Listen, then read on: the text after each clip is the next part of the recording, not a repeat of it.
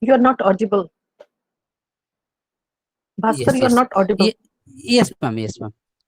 So I welcome you all for the second technical session of day 2 of our international webinar, the empire and after, trends, issues and perspectives. And before starting the session we have with us Dr. Shreya Bhattacharjee. She's an associate professor in the Department of English in the Central University of Jharkhand, and she will deliver the keynote address for this session, and after that the technical session will start. So now it's to you, ma'am.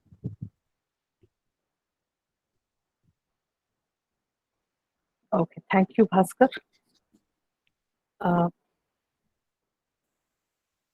First of all, I would like to thank Dr. Bhaskar Sharkar and the college, Fatehpuria College, for giving me this opportunity. What I thought was I would do a PowerPoint presentation, and I would basically be speaking about those issues about post-colonial studies, which I have found particularly interesting and as also disturbing. And I thought that a PowerPoint presentation would perhaps help more.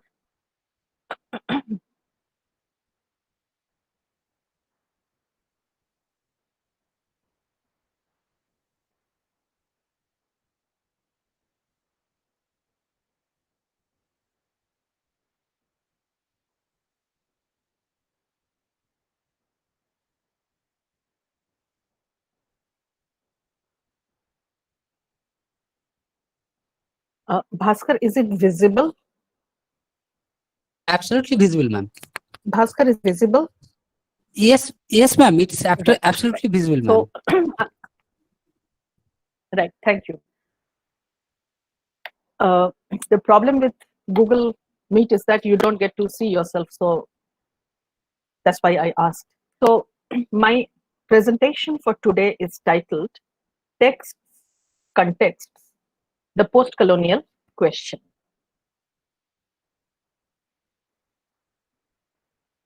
Now, when we talk about the term post-colonial, it is obvious that we also need to understand two other terms which come alongside, that is colonial and also pre-colonial. Now, if we want to study post-colonial with a hyphen, then obviously we are trying to study it in a chronological manner. And in that case, the phenomena of colonialism seems to occupy center stage. That is, colonialism in the middle, a prequel is the pre-colonial, and a sequel is the post-colonial. Now, if that is how we want to approach the genre of post-colonial studies, then alongside that, alongside the colossal phenomenon of colonialism, which for a long while, almost 5 centuries, controlled the world, we also have to study another very complex phenomenon, and which continues to persist even today, that is the phenomenon of racism. Now, how do we understand race? Race, I personally think, has to be understood as a construct. And this entire canvas of racism has to be understood as a discourse. Discourse in the way Michel Foucault meant it to be. As we know, as students of literature and as scholars of literature, all these isms, they tend to become discourses. And like all discourses, they are grounded, because discourses never float in air. They are always grounded in reality. And this reality almost always happens to be politico-economic exploitative structures. Now, what did the racist discourse, and by implication later, the colonial discourse, attempt to do?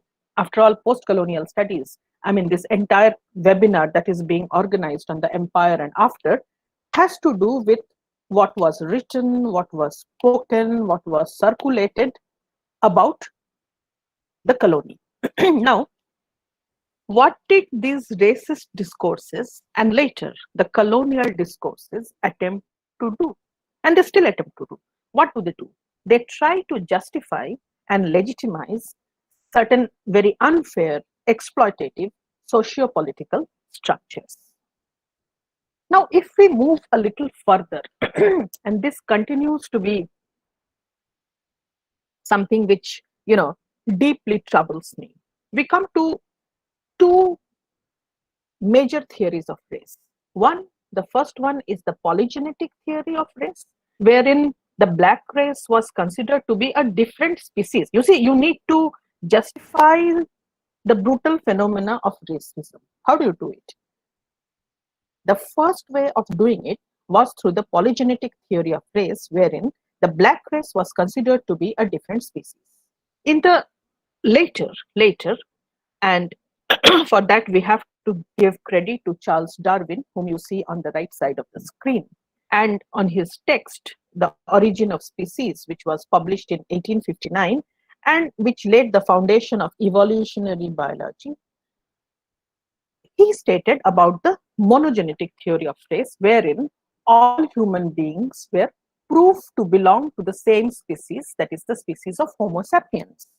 Now, if all races belong to the same species of Homo sapiens, it meant that it was difficult to justify the exploitation of one race by another.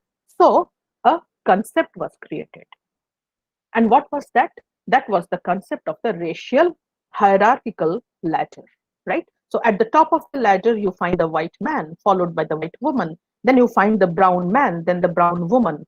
Then you find the yellow man, yellow woman. It could be like that.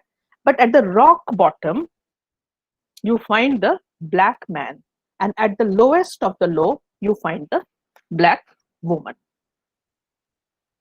Now, this is a picture which I wanted to share with you. And this is a soap advertisement, an advertisement for Pierce soap, which continues to be there even today. The Pierce soap company continues to be there even today.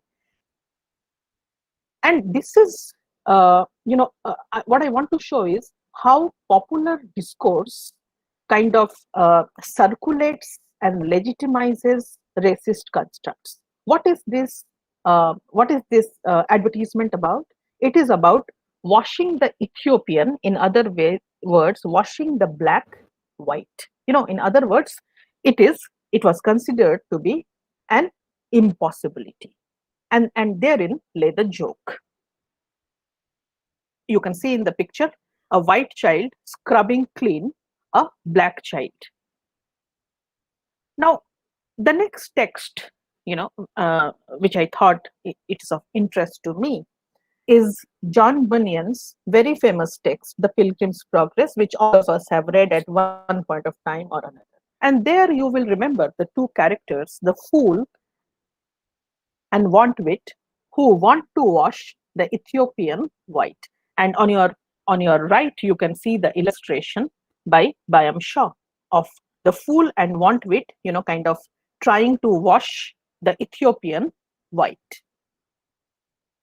Now, coming from racism with its obvious roots, in the entire process of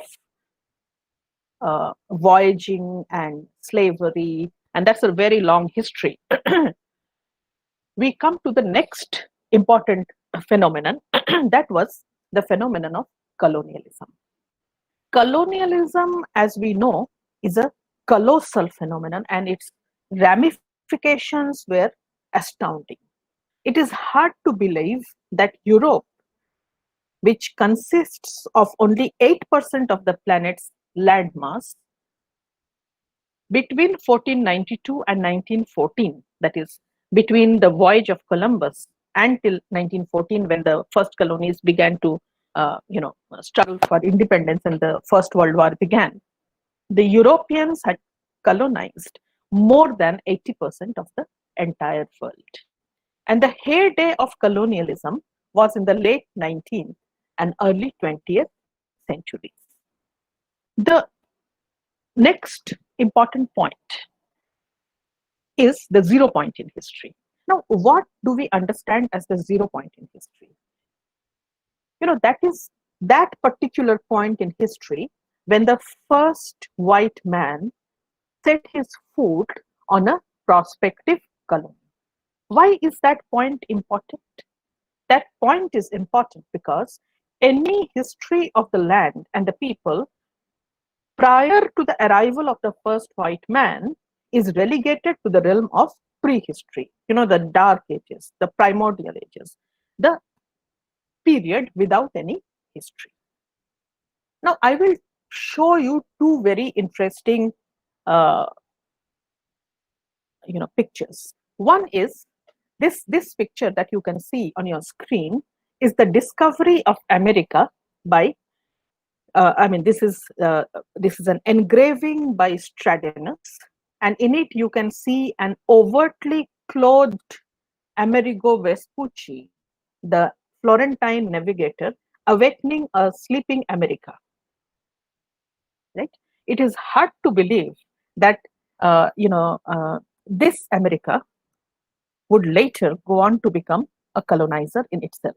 But of course that is much later, and by which time the white colonizer has kind of taken over the entire continent. So what I want you to look at here, and that's why I have titled it such, is the myth of rape as romance. This is a classic colonial tool where what was perpetrated was rape, but how it featured in discourse was romance. What you can see here is the visual depiction of the continent of America as a woman. You see, the woman who seems to be astonished to see the male white Amerigo Vespucci, but who is not unwelcoming. It is almost as if the continent vis-a-vis the colonized woman was waiting for the colonizer to come and kind of a romance to bloom. Now this is one of the classic tools of colonialism, the portrayal of rape as romance. I'll show you one more. This is again, now this time it is Africa, and this is Africa sitting on a crocodile, and this engraving is by Adrian Collard. Now, what you see again here in both these cases, you can see that Africa as also America, they are portrayed as naked. This is the fascination of the imagination of the colonizer. Where the colony as also the colonized women is there for their consumption. Now, if we move a little forward and we look at the colonial narratives, and as I was talking to you at the beginning, that this concept of the hierarchical race ladder, which was constructed to justify the exploitation of those located at the bottom of the ladder, one of the best examples, as I told you, is that of the African. The African is supposed to be subhuman. He is supposed to be located at the bottom of the race hierarchy. And the entire continent, as also, all the communities resident in Africa. You see, we have to understand that it is a continent with 56 countries as of today. But even in those times, there were, thousands upon thousands of communities in Africa, each with its own culture. But they are homogenized as primitive collective beings, and Africa is homogenized as a kind of a country, right? And so they are assumed to live in an unspeakable society with no ethics, no morality. On the right, you can see another personification of Africa by Antoine Coipel. Once again, she is in nude. Now, so the colonized or the African woman, it could be the Indian woman, it could be any colonized woman. She occupied the status of the double negative, that is, the other's other, right? Twice displaced. And one of the best books on this, Annie McClintock's Imperial Leather, it introduces the fascinating, concept of the pornotropics. Now, what is the pornotropics? The pornotropics is, is the fantasy land of the colonizer.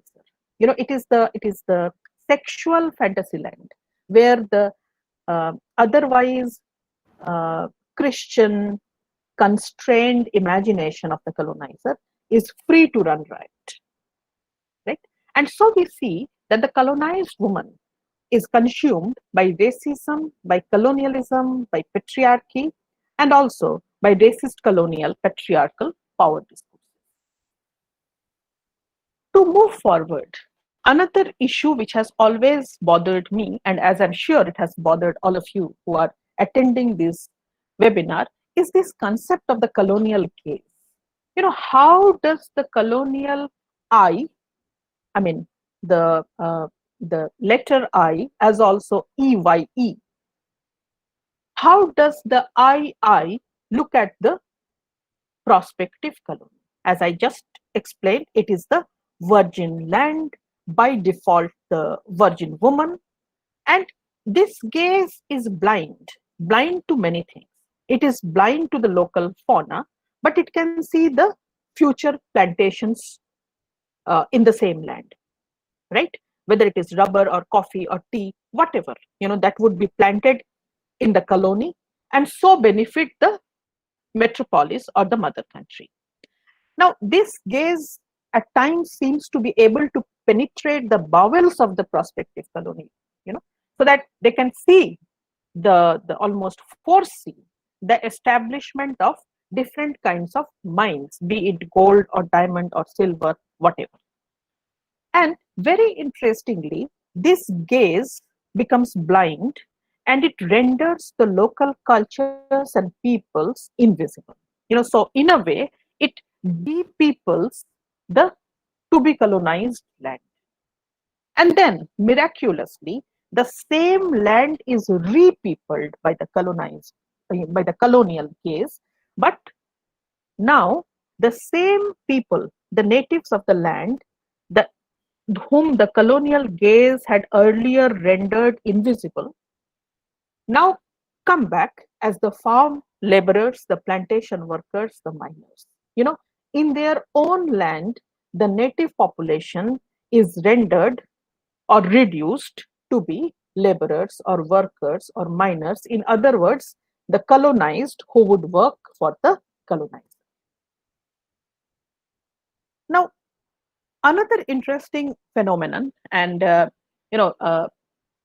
course, I call it the concept of the cultural baggage, which each colonizer carried, and which I'm sure all of us are guilty of carrying in our own ways.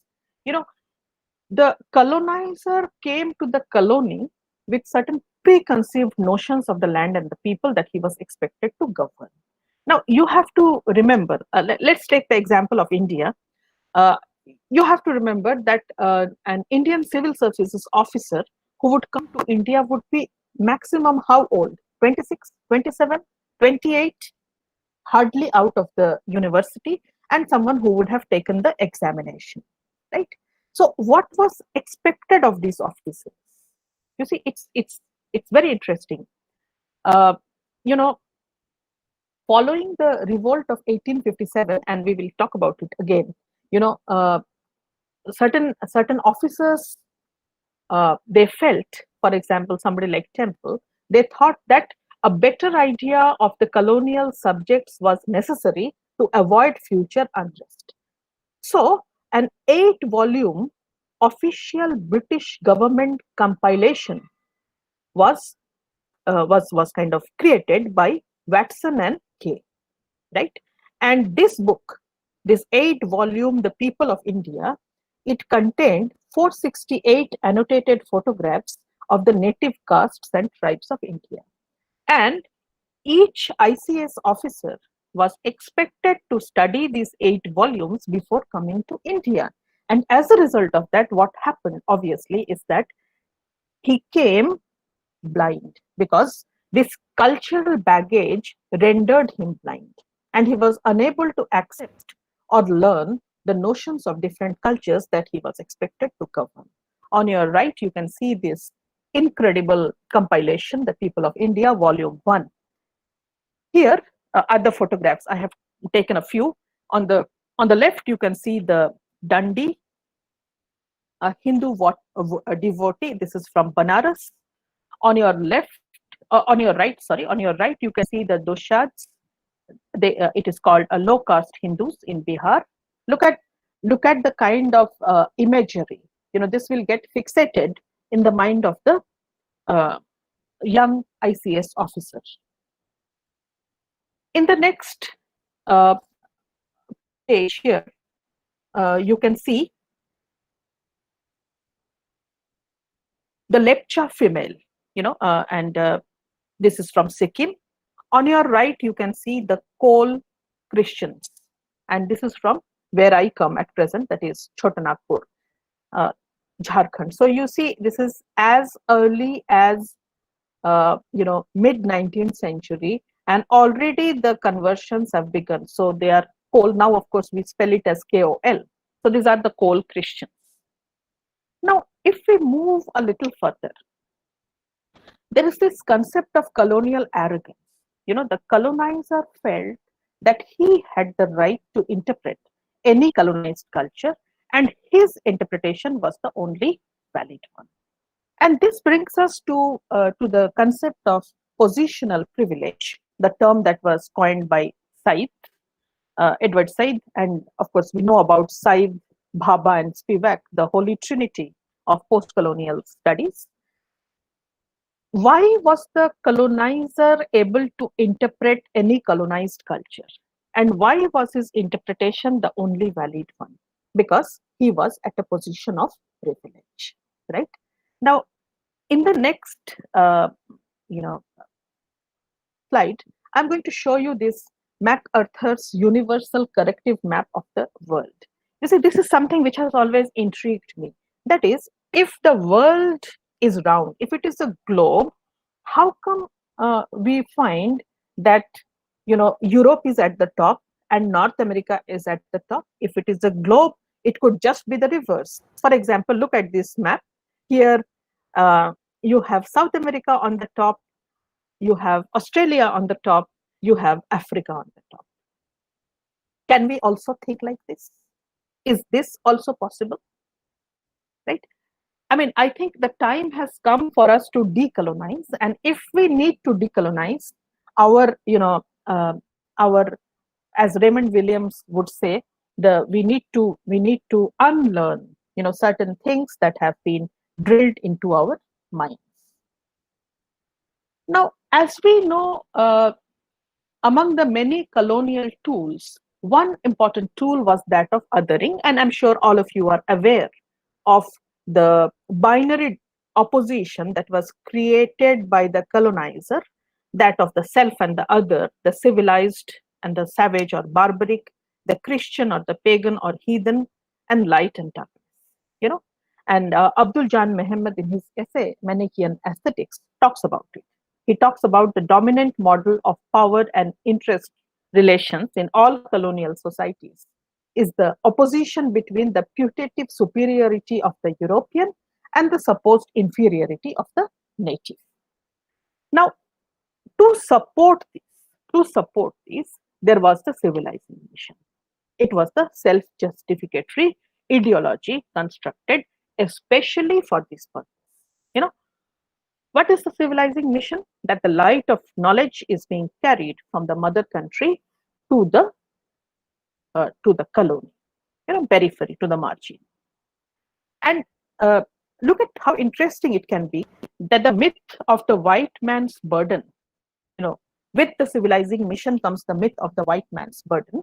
And what is the image? What is the latent image? The image is of a white Jesus as savior carrying a black cross on his back.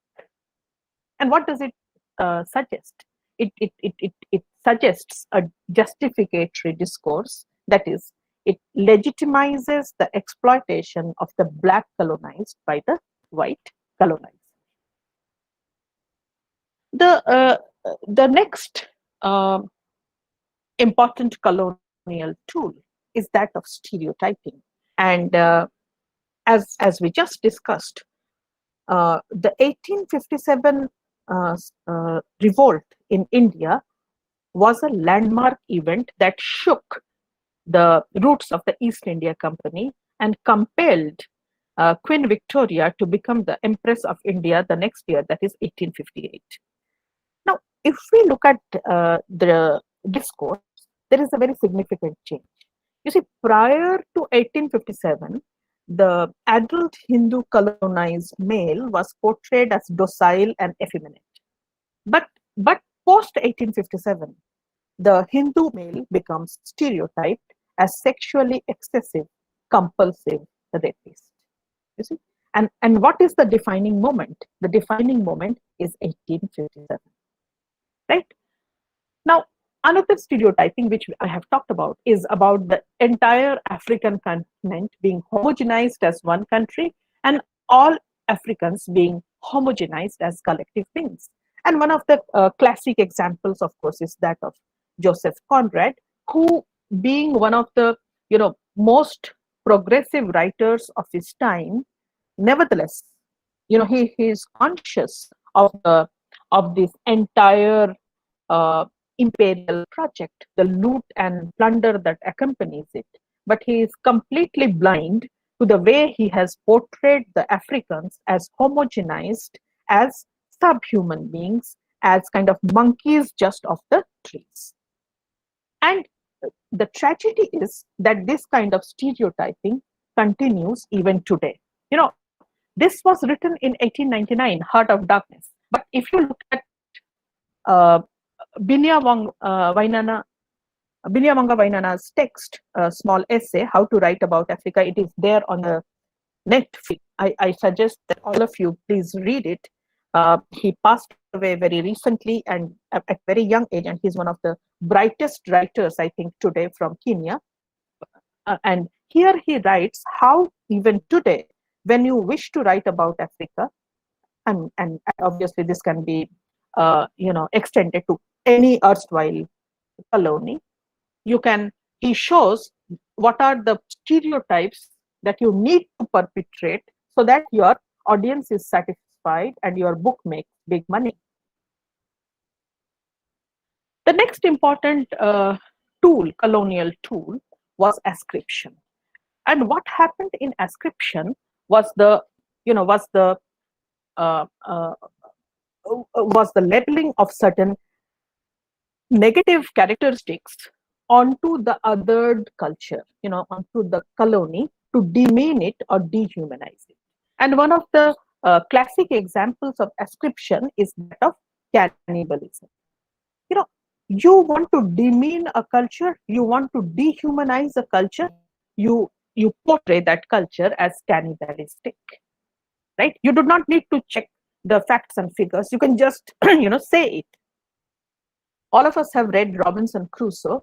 If you read Robinson Crusoe, you can see how Friday's community has been portrayed. All of us are now aware that cannibalism has hardly ever been practiced.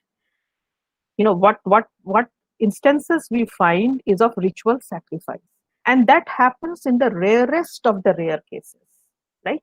When the back of the community is against the wall, and it pains the person who conducts this ritual, and it pains those who have to consume the meat, perhaps more than the person who has actually been killed. But the way it has been portrayed in Robinson Crusoe, it is almost as if one community is hunting another community for the sheer joy of eating human flesh. And I will give you another very pertinent example, this time from the text of Lee Miracle. She is a native Indian, that is a tribal woman from Canada who in her book I Am Woman, uh, talks about her grandmother and says that everything I know of value today has been taught to me by my grandmother. She talks about her culinary expertise and says that all the dishes that I can cook and my friends can cook and the women in my community can cook have been taught by their mothers and grandmothers, and none of us know how to cook human flesh. If it was such a delicacy, all of us would have been taught to cook it, which shows that their community had been ascribed with the notion of cannibalism, although it had never been practiced in their community. Now, the next interesting example of another colonial tool, obviously, is internalization. And what happens in this internalization is that such stereotypes, such ascriptions, the entire negative discourse, is colonized, is kind of internalized by the colonized or the victim.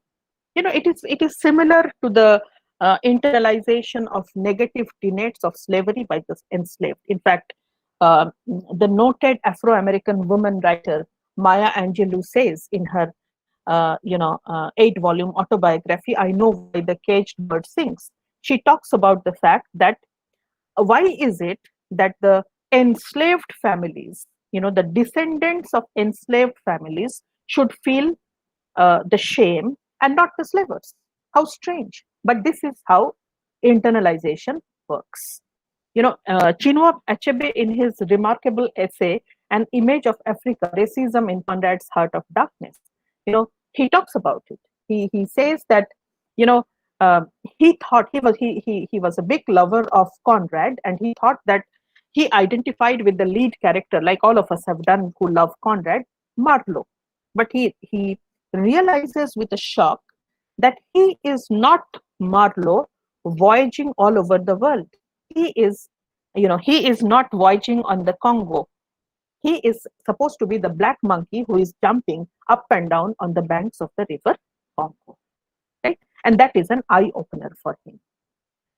Similarly, if we read Toni Morrison, the Nobel laureate Afro-American woman writer from US, her debut novel, The Bluest Eye, we meet Pecola, a 10-year-old black child, very black, who has internalized the white patriarchal paradigm of ideal femininity.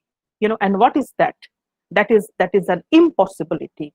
That is, blonde hair, blue eyes, fair complexion, and a zero figure. And what is this 10-year-old black child doing? She is praying every night fervently to wake up in the morning with a pair of blue eyes. So obviously we can understand what kind of a society we have created for ourselves. Now, to move once more to India, and all of us are aware of Lord Macaulay and his minute on education. Now, what did Lord Macaulay, who was, kind of entrusted with the responsibility of public instruction in India, and whose famous minutes were passed by Lord Bentinck and went on to become a resolution in 1835, what did he want to do? He also wanted to create a brown sahib. You look at the way internalization is being portrayed here. He wanted to construct the perfect brown sahib. What would the brown sahib be like? He would be the puppet parroting individual who would be white in thought and emotion, but brown in complexion. And what would these brown sahibs do? They would act as the bulwarks, to uphold the colonial structure. Why? Because they would have completely internalized British thought and British philosophy. Now, I could not resist this, that how does the colonized internalize the colonial discourse? How does it happen? And I was reminded of the classic essay by the French Marxist philosopher Louis Althusser, Ideology and Ideological State Apparatuses. Most of you would have read it. If you haven't read it, please read it. It is available on the net and free. He talks of two types of state apparatuses, the ideological and the repressive. The repressive state apparatuses, all of us are aware of. You know, these are the police, the prisons, the military. But he says the ideological apparatuses are more succinct, more insidious in their operation. And what are they? He talks about several, like the family, the religious institutions, but foremost among them is the education system. And very interestingly, all of us are associated with the education system, and today is Teachers' Day. You see? So, Louis Althusser says that what this ideological state apparatus does is that it teaches the individual what to think and not how to think, right? And the Lee Maracle, the native Indian Canadian author that I just talked about, she calls these schools, that is the education system, as ideological processing plants, you know, where you insert the raw material, that is the child, the brain of the child at the kindergarten, and by the time the child has come out with a master's or a PhD, he is the or she is the finished product. And what has happened in the entire process? The brain of that human being has been completely indoctrinated. You know, he or she has internalized all the tenets of the dominant ideology. And one of the best examples that I can give you is the graphic example that Satyajit Ray uses in Hirok Raja Deshe, or the Kingdom of Diamonds, where he shows the ultimate form of brainwashing graphically through the Mogoj Dholai Jantro, or the brainwashing machine. On your right, you can see a picture of that machine, wherein, if you remember in the film, it is the land of diamonds, but the miners are very poor, right? And these miners who have been protesting against the king, encouraged by the teacher once again, and who have been saying down with the king, when they are inserted bodily into the machine, they come out, you know, they go in shouting down with the king, and when they come out, they say, Hiroker Raja Bhagavan, you know, the king is God. And this is how Satyajit Ray shows the process of brainwashing happens. Now, I will just take a couple of minutes more. Now, I personally feel that there are two classic Deridian gaps that we need to talk about when we talk about colonialism and post-colonialism. One Deridian gap was at the heart of Christianity. That is, if the pagan converted to Christianity, he became an equal in the eyes of Jesus. And if this was so, the Bible did not permit the exploitation of a fellow Christian. So how could a Christian British, you know, exploit a Christian Nigerian? You know, this was one gap. The next gap was at the heart of colonialism. That is, once again, I choose the example of Robinson Crusoe.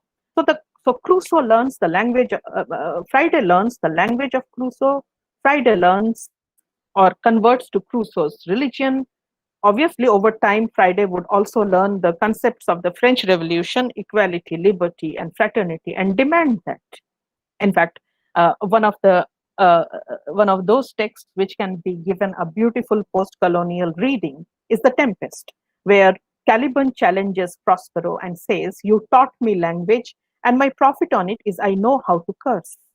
The Red Plague rid you for learning me your language." In other words, you have taught me language, and now I can curse you in your language, and you will understand. Now, from 1940 onwards, you know, the era of the nationalist movements begin, and there is a change in discourse. The rewriting of history from the perspective of the colonized begins. Now, of course, post-colonial writing had begun earlier, you know, and one of the best examples that I can give you is of Chinua Achebe's Things Fall Apart. It was published in 1958. Nigeria became independent in 1960. But one has to be aware of the many hierarchies in the nationalist discourse. For example, in any country, the voices of women, tribals, in India, the Dalits, the lower classes, uh, are not present in the elite nationalist discourse. In fact, Dipesh Chakravarti's essay, Post-Coloniality and the Artifice of History, Who Speaks for Indian Past, talks of these internal repressive regimes, which one needs to think about. In conclusion, I would like to uh, ask a few questions which still bothers me, and that I think is the purpose of organizing this kind of a webinar that Bhaskar has organized. That is, does the technical grant of political sovereignty usher in an era of post-colonialism? Does that happen? Is that enough to make a country an erstwhile colony post-colonial? What we have seen and what we continue to see is that we do not find white colonizers anymore. We do not find imported colonizers anymore. But we find the homegrown variety, the black, brown, yellow, stooge democrats, dictators all over the world. And neocolonialism in today's context, neocolonialism has taken the proportion of Frankenstein's monster. You see, earlier the physical presence of the colonizer was required. Now it is the world of it's a digital world. You see, it is a remote controlled world. You don't even need the colonizer to be present, right? And one of the ways that this is being done is through the economic and cultural invasion. The the imperialism that has spread from the West through rampant consumerism. You don't even realize when the consumer becomes the consumer.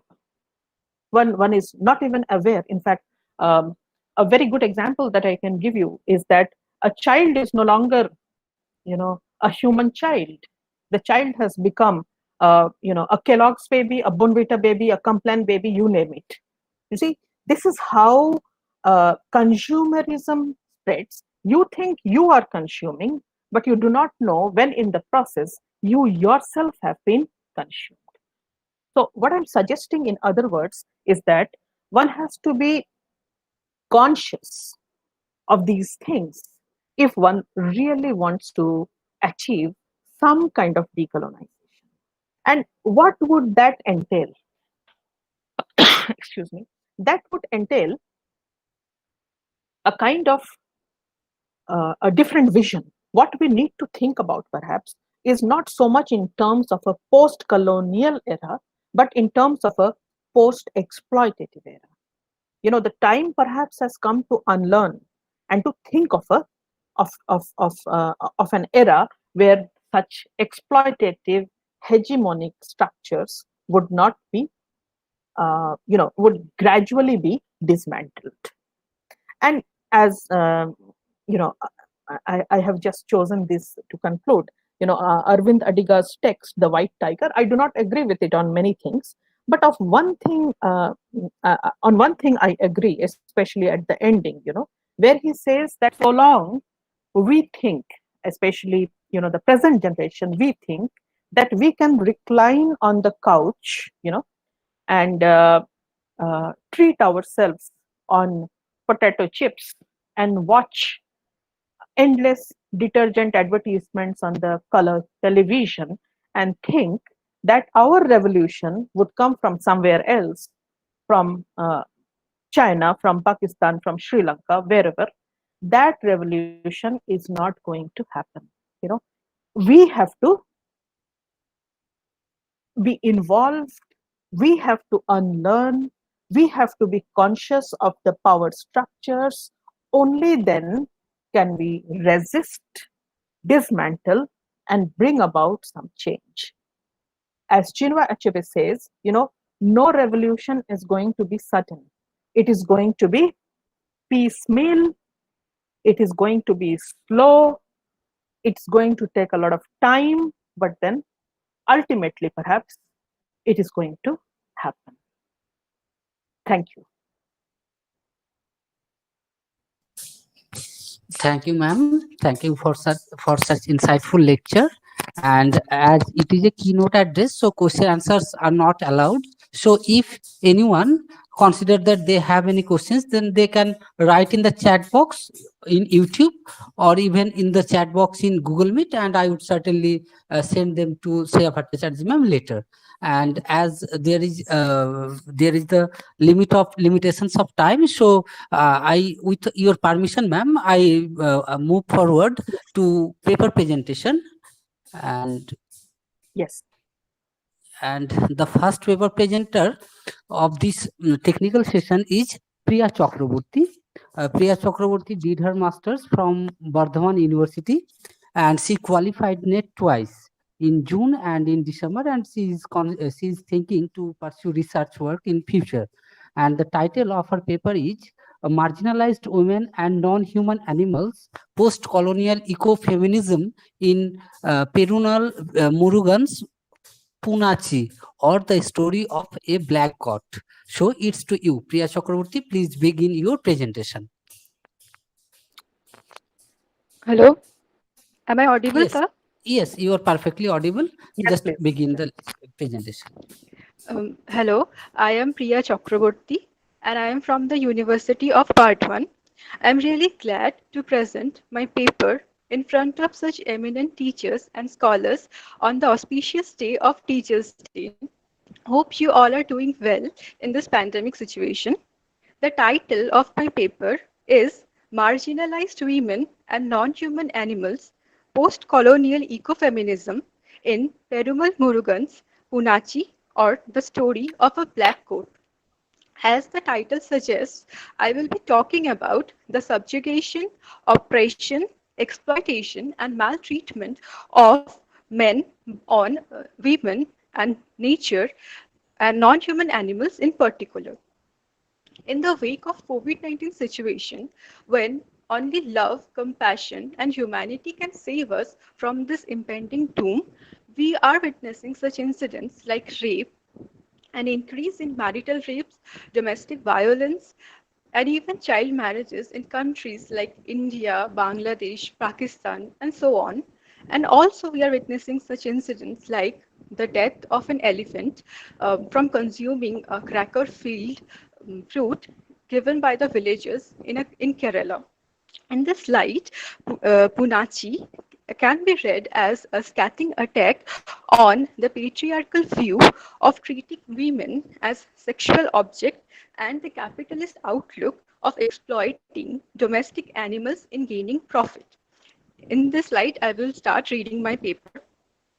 In the preface to the novel, Murugan has written, I am fearful of writing about humans, even more fearful of writing about gods.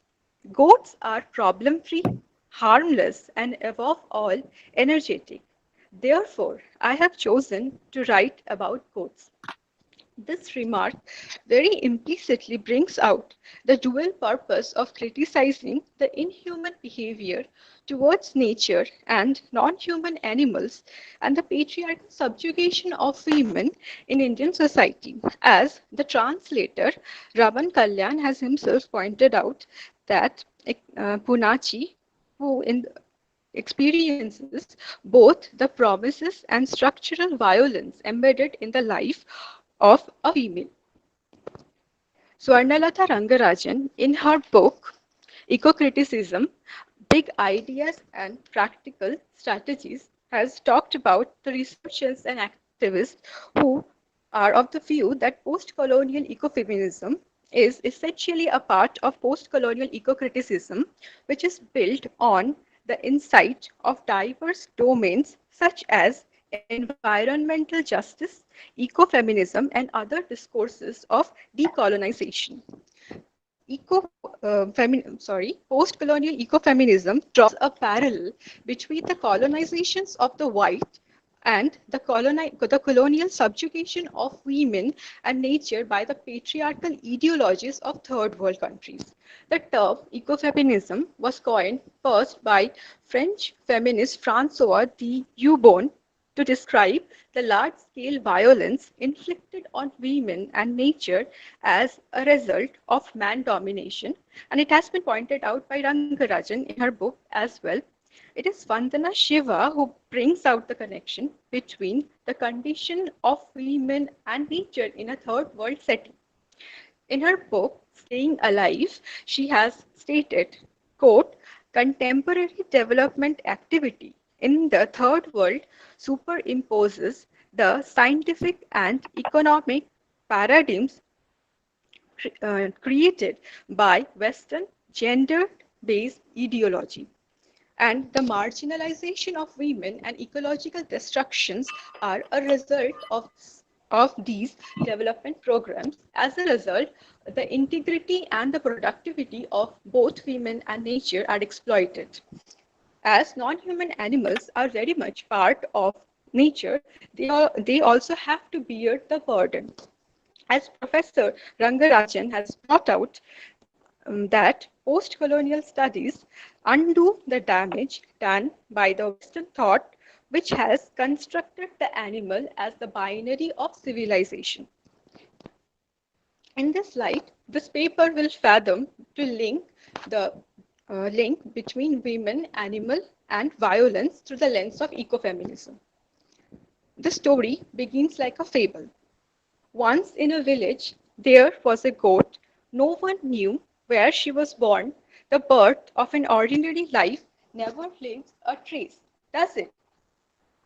The very first line of the novel brings out the pangs of a woman whose existence is even devalued in patriarchal situation, just as the lives of livestock who are never considered to be significant enough in human world.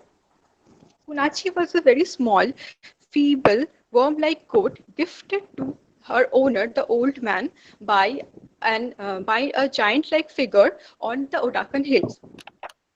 Lisa Kemmerer, in an article titled Ecofeminism, Women, Environment, Animals, has stated, animals, especially those exploited as commodities, are depicted with distinctly feminine physical traits. In this novel also, Punachi is described as a weak, tiny creature with large eyes, and she should be saved and protected by her owners, the old man and the old woman. The novel continues to connect non-human animals and women at so many levels. It is the old woman who named the goat Punachi and took good care of her. As the void in her home in the wake of her daughter's departure after marriage was filled, how patriarchy and profit-making capitalist ideologies treat all the natural inhabitants as commodities, and how the power relation works is brought out through the ear-piercing episode in the novel. There is an incident where the regime in which the novel is set arranged for an ear piercing for the citizens and their pet animals in order to keep records. When Punachi went for the ear piercing, the officer treated her very badly, that she was badly hurt and her wounds started bleeding. This brings out the maltreatment conferred on women and nature in a patriarchal society. It is only the old woman who nursed her back, and while the old man used to treat her like any other object in his house or any other coat in his house. Punachi's excitement for seeing the outside world for the first time soon vanished when she started grazing with all the other goats in the herd, like Katuvayan, Uthan, Koromi, and so on. It is very interesting in the novel that all the animals are named here and all the human beings are unnamed, as the animal is used as a metaphor for the marginalized plight of a woman. The male goat in the herd, Kaduvayan, tried to chase her and the other female grazing there, and the scene is very explicitly brought out how he tried to force himself on the other female goats grazing there. Even the old man and the other goat herd never tried to take any stern step against him. This irked her a lot. She couldn't understand what he was doing, nor was it clear to her why the old man or the goatherd didn't chase him away. This episode could be read as a very sarcastic take on the prevailing rape culture in different parts of India, which vouchsafes for a misogynistic and aggressive attitude towards women, which normalizes sexual assaults. In her blog, Anjana Menon has brought out India is a dangerous place to live. Men here have raped 8-month-year-old babies as well as 100-year-old women. It is the rape culture in which girls are told how to dress to avoid inviting trouble, normalizing male predatory behavior. There is also Punachi tried to run away from Paduvayan, and this incident can be read as a scathing attack on patriarchy. Patriarchy runs by the binary of public and private. The public belongs to the men and the private belongs to the women. When Punachi accompanied the couple to their daughter's house, she was fascinated by the wilderness of the forest and she wanted to stay there forever. But she knew that she is destined to be an onlooker only. A woman's free will is always harnessed just as a non-human animal is shackled. Punachi felt love for the first time when she went to the daughter's house of the old couple, uh, and she fell for a goat named Puvan. As patriarchy never gives women opportunity to choose their partners, animal mating is also controlled for the sake of profit in human world. This is why when Punachi attained puberty and longed for Puvan, she was provided with an old faceless ram whom she disgusted. Animals and women are looked as only bodies and commodities. As Kemmerer has also pointed out, women and children have long been treated as the exclusive property of husband, his woman, and therefore his vagina to access, his womb to fill. Similarly, animal husbandry envisions cattle as their personal property. Therefore, their vagina to access, their womb to fill, and their offspring to use for their personal gain. Each year, Punachi gave birth to 7 litters, and they all were snatched away from her to the traders in exchange of money. How she was exploited to seek government assistance, as the old man said that everyone should raise these types of goat, only then will the country develop rapidly and become a superpower. In this race of becoming a superpower in this era of globalized capitalism, the burden is on the women and all the non-human animals, and to a large extent on nature. Punachi was like a loving daughter to the couple, and now she had reduced to an object of money making, either by the selling of her kids, her milk, or by simply putting her on display in front of people. As the reproductive capacities of the domestic animals are exploited at the hands of capitalism, the women's productive capacities are also controlled by the hands of patriarchy. This connection is brought out by the old woman who considered Punachi to be a daughter-in-law in their house who had come to expand their family. The continuous oppression and domination compel every woman who is reading the novel to think like Punachi, that it's better to die than to go through the ordeal of birthing and bringing up kids. Or, why was I born in this world?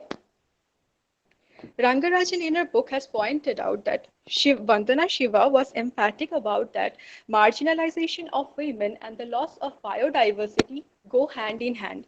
In this novel, towards the end, we witnessed a drought and famine, and the greenery was lost. There was no goat, cattle, poultry in any house. Punachi was also pregnant that time and was getting weaker day by day. Finally, one day, when the woman went to check her, she found what lay there was Punachi, not Punachi, but a stone idol. It is ironical that in our tradition, women are worshipped as goddesses, and also the non-human animals are worshipped as goddesses and attributed with god-like features.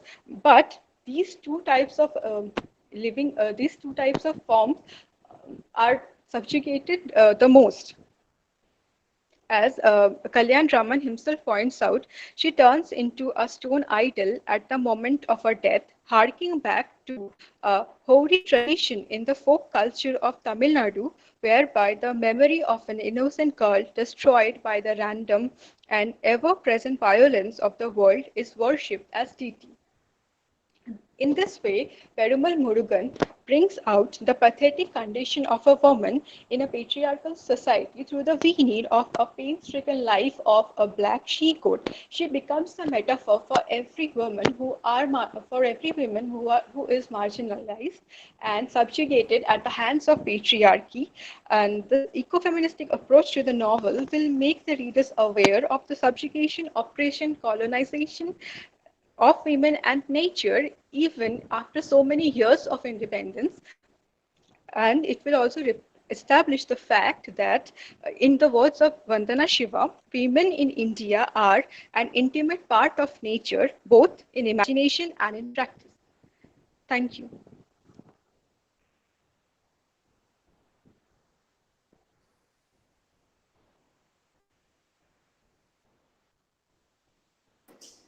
Thank you.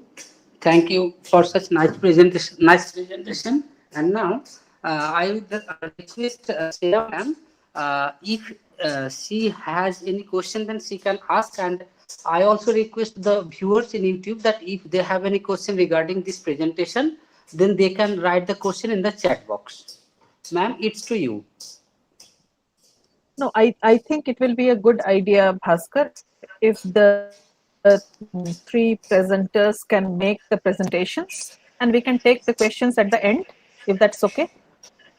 Yes, ma'am. Yes, ma'am. No problem, ma'am. I think that will be better. In the meantime, you can look up the chat box and take the questions. Yes, ma'am. Yes, ma'am. Okay, then we move to our next paper presenter, and her name is Jenia Nu, and she is working as an assistant teacher at A.K. Ghosh Memorial School in Kolkata, and she is pursuing research in the Department of English in St. Xavier's University, Kolkata. Now, you, Jenia, you can present your presentation. You can start the presentation. Am I audible? Yes, you are audible. Yes. Good afternoon, everyone, and a very happy Teachers' Day to everyone over here. My name is Jenia Nu, and I'll be presenting a paper titled Understanding the Question of Place and Displacement and Resituating Home in the Lived Space Post 9/11. So I'll be actually beginning a presentation. Just bear with me.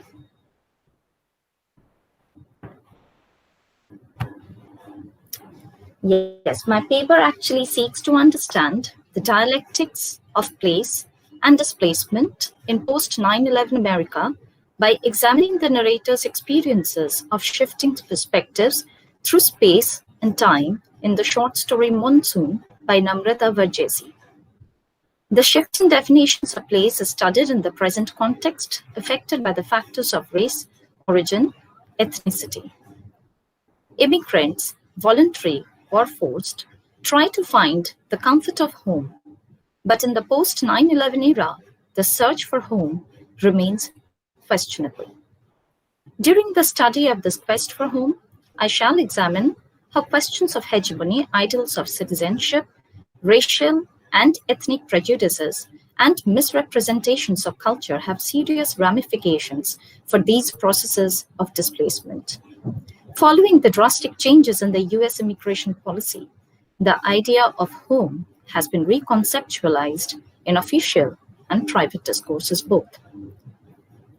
Namrata Verghese's Monsoon is a modern tale of place and displacement that addresses the space of home in the post 9/11 world. The author makes a seamless transition from the wet season to the season of dryness and back again. The short story thematically elaborates and charts the growth of the narrator as the latter shifts from one continent to another, undergoing experiences that shape her as an individual and creates her identity. The narrative spans across expansive physical spaces and temporal frames in the post-9/11 era, which becomes very important to the journey of finding home. The first section is titled The Wet Season and is set in Chenganur, India in the year 2003. The narrator is a little girl of 4 years. Despite her young age, she is sensitive enough to realize that soon her life is to undergo a change and she would have to move. As a result, she tries her utmost to preserve the available memories and experiences as a treasure in her mind. On her last evening, the narrator is at home. Sitting outside on the veranda together with her grandfather and relishing cold skewers of mango while listening to stories. Stories of Pandavas battling in the war, winning battles, Draupadi's sari unraveling to infinity are precious to the narrator because she knows she will not hear them again. Some part of her knows this. As she pleads with her grandfather for more stories, the latter tells the story of the narrator's grandmother. The story of a woman being displaced from her home and finding a space and making it her home. My grandmother, before she became my grandmother, sepia still, neck heavy with marigold, blush blurring into sari. The caption at the bottom of the peeling photo reads, Wedding Portrait, 1968. It is an emotional story where the displacement of a woman from her home of childhood is celebrated. The narrator's grandmother did not have a choice. She could not choose whom to marry, stay with, or the place she wanted to settle in. She was just prudent, her displacement and her physical and emotional attachment to the groom celebrated through rituals and tradition, and was expected to transform a house to a loving home. The only luxury she was given was the choice of a sari, designing it with gold thread from Lahore, tiny diamonds from Delhi. Her side of the story is known to the narrator through her grandfather. No voice has been given to the grandmother. Hence, we have no idea what emotional turmoil she went through while finding her home in company of a stranger in a foreign place. But we know that the narrator's grandfather cleared an acre in the back for her to cultivate a garden, a hobby she had mentioned to him just once before after they moved in to their first home together. The acre of land not only helped her to cultivate her cherished hobby, but also became a place where both of them nurtured and nourished their love and attachment for each other. The only tree that survived their first foray into gardening was the mango tree. This became the symbol of their labor of combined effort, love, and care.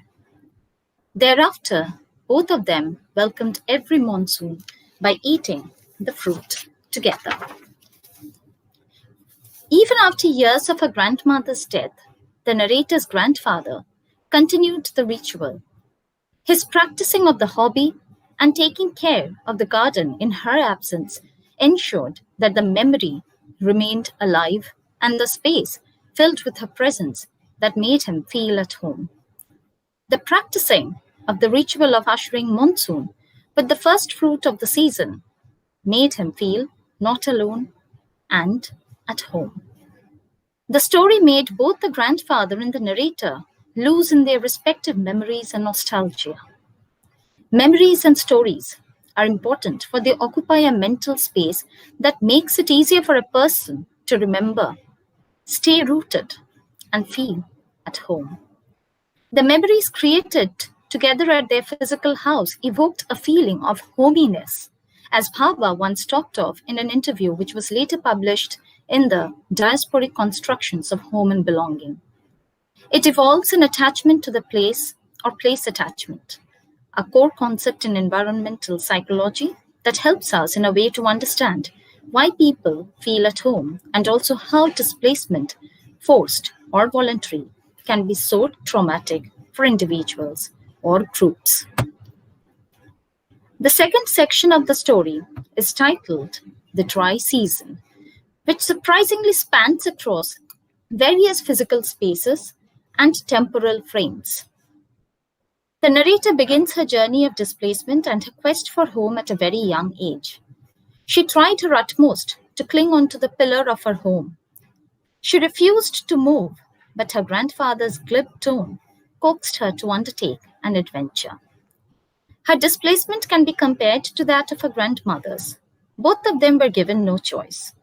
Though the process of physical dislocation and displacement was an informed choice, the narrator's opinion or her wish was not taken into consideration because she was a child. For her, the displacement was more of a forcible uprooting. But at least we hear the narrator's perspective, unlike her grandmother's. Her adventure begins after she lands on British soil in 2003. This displacement makes her all the more stubborn to hold the memories in her mind. Changes have started to take root. Her sister is born 8 months after they moved into Manchester, England. The narrator is troubled with the small and gradual changes taking place. She is rattled when her sister's first word is mummy and not amma. She feels distanced and dissociated from her sister as they grow up, and the latter spoke with the crisp, clipped tones of a British child, the accent that the narrator could never quite master. She fails or tries hard to understand what her sister speaks. The cultural gulf between the sisters is too wide. She even feels inferior to her sister and unconsciously refers to her fear of being looked down upon by her own sister, her own blood, once the latter recognized her superiority. We can see a play of cultural power where the narrator very willingly and unconsciously accepts the foreign culture as superior and puts herself down on the pedestal. Her stubbornness to cherish and not letting go of her memories is an attempt to retain herself, but her displacement to a foreign land, here England, and her inability to mold herself to the culture of the host land has given birth to the seed of feeling inferior. The narrator then moves to Houston, Texas in 2007. It is her second continental shift and displacement, and her first traumatic experience of being looked down and told to go back home. Her displacement to post 9/11 America makes her go through experiences that is going to establish her identity. The narrator describes herself as such. I'm the only Indian enrolled in my expensive private school. It was her first day at school, and her hands were adorned with henna designs. Mistaking it for tattoo, a girl next to the narrator exclaims at the coolness quotient of it. The pungent, burnt orange swirls smell like India. The narrator was gleeful while etching designs on her hand. Applying henna designs is a small cultural practice in India, and it is normally accompanied with celebration. The ignorance of it makes the girl beside the narrator feel cool about it or express amazement.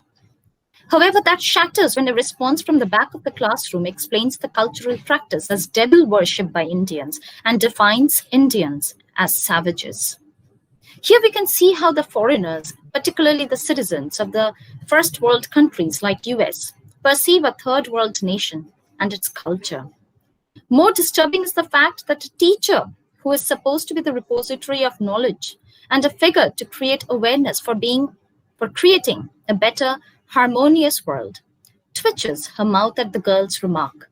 Instead of chastising such condescending behavior, the teacher implicitly upholds the narrow-mindedness and propagates the unfair hegemony of cultural power. The teacher's implicit support of the same view normalizes such behavior. The narrator had no response then, for she was too young. She was distraught, yet she tried to go along with them because children like to conform and find companionship and friendship. However, she realized that she was different, and her chances of forming or fostering any form of friendship was slim. Even when she was on the playground, she hesitated to approach her classmates as if an invisible wall forced her to stay away and aloof. Her first foray into not feeling at home is in this very space of playground, where the same mean girl from the class storms toward her and shouts at her to get out of her country and go back home. In the same section and in the same space of Houston, Texas, but in a different time frame of 2016, the narrator expects that things will be better. She expects acceptance after such a long stay there, but she's proven wrong. She now has an 8-year-old brother who was born in America and is technically an American citizen. However, it seems the notion of being American is not the one the narrator holds. Just being born in the land of America does not guarantee one the citizenship, particularly the Browns. It seems being an ideal American citizen is synonymous to not being brown. Her brother won the first prize in a science fair. Instead of returning home with joy, he stumbles out of the school bus shaking. He has been called a liar, a cheater. He has been told to go back home, or Trump would make him. The experience shook him to the core and confused the 8-year-old kid about home. He was unable to comprehend what the second place winner told him and naively asked his father, "Isn't this my home?" Despite being born in America, he was not at home because of his cultural and ideological difference. The bitterness exhibited by the second place winner shows how deep-seated the racial and ethnic prejudices run among the people and how it is also passed on to the next generation, thereby embittering them. The line, "Get out of my country," almost becomes a refrain. The narrator learned from her newsfeed that 2 brown men, Srinivas Kuchibhotla and Alok Madasini, were verbally abused, called terrorists, their legal status questioned, and shot at in Olathe, Kansas in 2017 by a man who was described as agitated by the witnesses. They were not into any kind of harmful activity. They were just enjoying their day out. It was just a weekend. But what happened? They were shot at. While the former died on the spot, the latter suffered serious injuries. The troubling point in this brief encounter is the way the murderer boasted about himself killing 2 Middle Eastern men. Putting all the brown people under the umbrella of Middle Eastern men is denying the existence of diversity and propagating senseless hatred against a culture and ideology different from the dominant culture of the power holder. This tragic incident, as narrated in the short story, brings the readers to a point where they try to make sense of the senseless hatred lying deeply embedded within the ideal American citizens. The public entered the private. The 9/11 human minds hostile and bitter. Bias against immigrants of different racial, ethnic, and national origins. There are numerous such incidents of hate speech and hate crimes that have occurred or are still taking place. Also, the tendency to club all brown-skinned people under one broad level shows the denial or reluctance to acknowledge diversity and heterogeneity. This blind bias also affects the system of justice. They are the other. They are criminalized. The portrayal of the Browns is highly distorted and racialized. All brown-skinned people, particularly the Indians who are classified as Asians in the state's classificatory status, are lumped together under the category of the Arabs. I would like to show a short clip to further substantiate this point.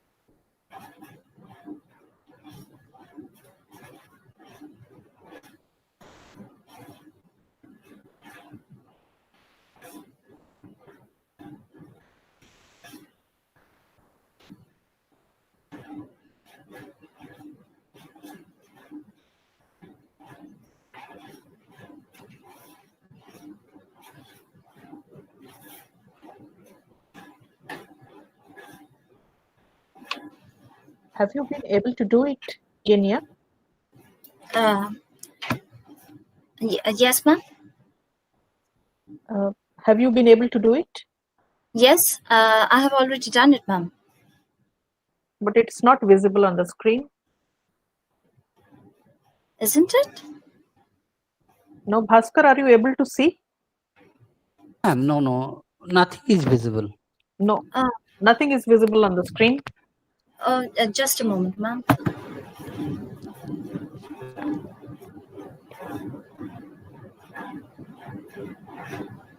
Ma'am, can you see anything? No. Now? No. Okay, so I think I would just not waste time in this one. I would rather continue with the paper. So since they are lumped together under the category of the Arabs, it's thus the lived experiences of the immigrants, citizen or non-citizen, are raised and ethicized. An impending fear lurks in the minds of the immigrants where they are not sure whether they will be targeted next by the common civilians or the judiciary. Their sense of attachment and the feeling of belonging to America never develops in the light of the troubled lived experiences, and hence they feel placeless, homeless. In 2017, the narrator and her family visit India the summer before she started college. Despite staying abroad for so many years, the narrator failed to conform to the superior hegemony and culture. She still enjoyed the Hindi movies, but the mention of the actresses looking like white, beautiful versions of what she could be points to two important issues. First, the obsession with being white-skinned. Secondly, the idea of beauty associated with being white-skinned and the possibility of the narrator being beautiful only if she was white in color. These glaring factors criticize the obsession of the Indians with skin color and also the other cultures and countries holding similar views. The concept of beauty is under the cultural hegemonical lens. Having straight, shiny brown-black hair all the way down my back, skin should glow white in the suffocating sun is the definition of being beautiful as demarcated by the narrator's relatives. Also, the appearance is a major factor to gel in with a person from a different culture. The attempt of the narrator's cousins to be in sync with the American fashion and their trying too hard to sound American are laughable. Simultaneously, it is saddening to see that the very attempt to conform to a culture that is not their own demonstrates a condescension or an act of looking down at the indigenous culture. This automatically puts a foreign culture at a superior position in the power pedestal.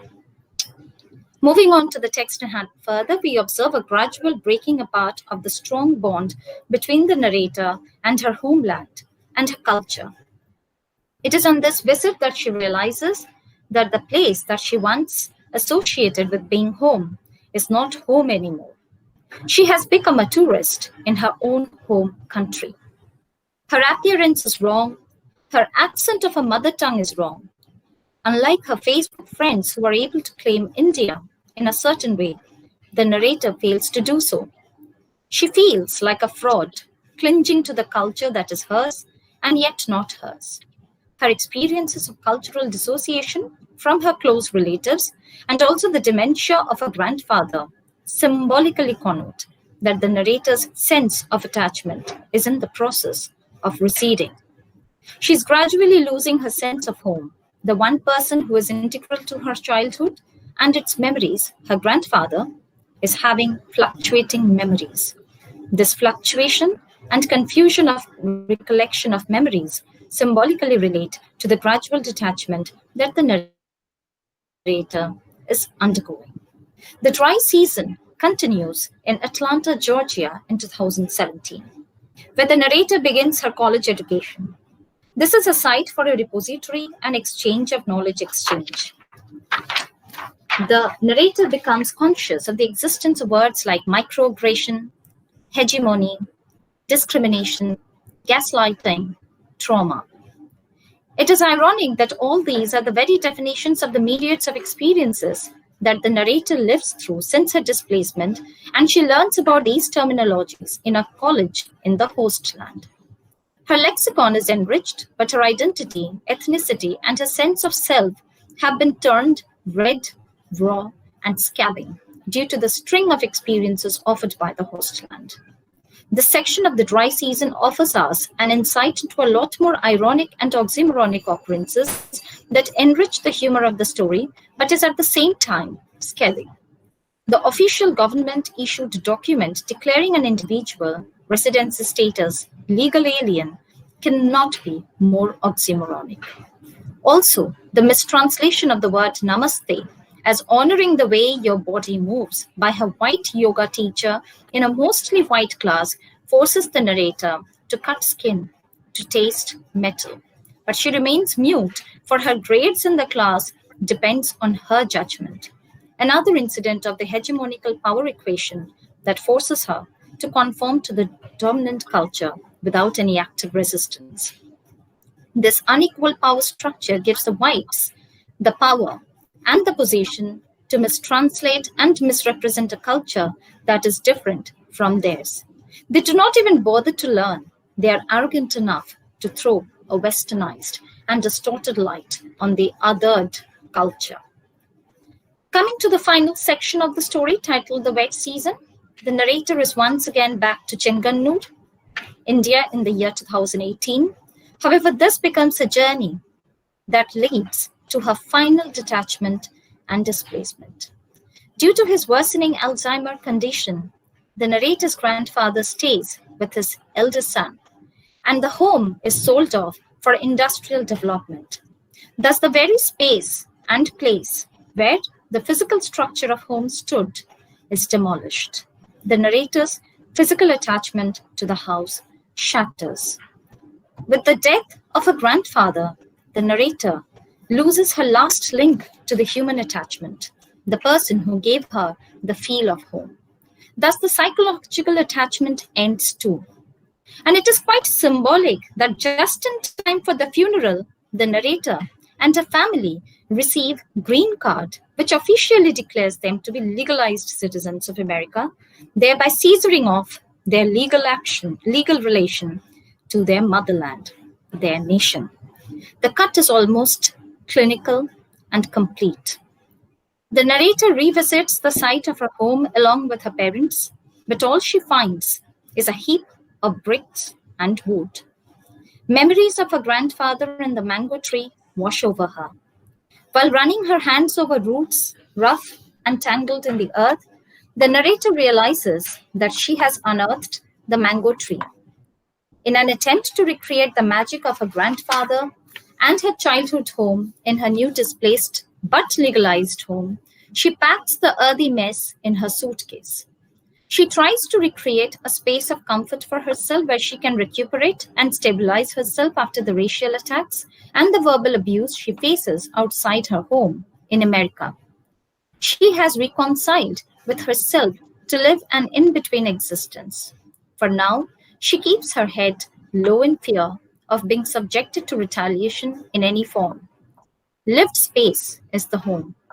We mark our places in so many ways to create comfortable zones. The touch, noise, and practice of the individuals within a space makes it a home.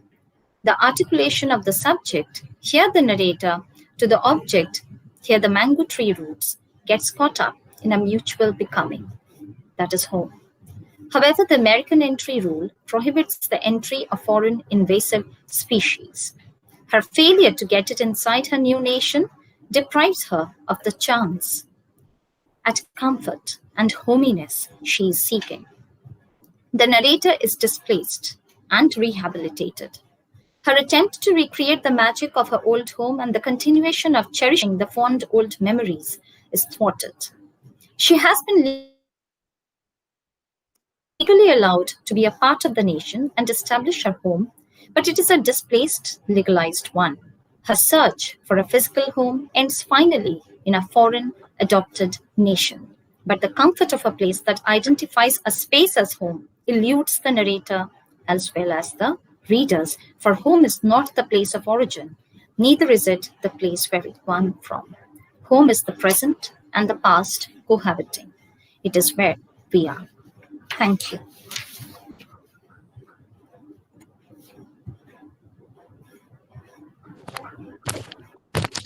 Thank you. Thank you, Thank you very much. Genia. Yeah. And as the question answer session will be held at the end of the 3 lectures, so you are requested to stay online. And our next power presenter is Ananya Mukherjee. She is working as SACT in Sripot Singh College, and she is also doing her PhD from Raiganj University. Title of her paper is Trauma of Being Ugly, a semiotic reading of Steven Spielberg, The Color Purple. So it's to you, Ananya Mukherjee. Thank you so much. Hope I'm audible enough. Yes, you are audible. Okay, thank you. Good afternoon, everyone, and my heartiest regards to our honorable chairperson, Shreya ma'am, and to my co-presenters present here. And I would like to give my thanks to the organizers for organizing this brilliantly engaging session of this 2 days webinar and for giving me this opportunity to present my paper. So the presentation that I am going to give today is The Trauma of Being Ugly, a semiotic reading of Steven Spielberg's The Color Purple. And for the convenience of my presentation, I have prepared a PowerPoint presentation, and I would like to share it with you all. Hope it's visible on screen. Please bear with me. Yes, could you please? Yes. So I think it's visible now, right? Ma'am, is it visible now? Shreya ma'am? Yes, Yes, it is visible, but can you make it full screen? Yes. But Yes. please I'm make making it full screen, please. Yes, yes. Just a minute. Ma'am, it is full screened. Well, the next slide.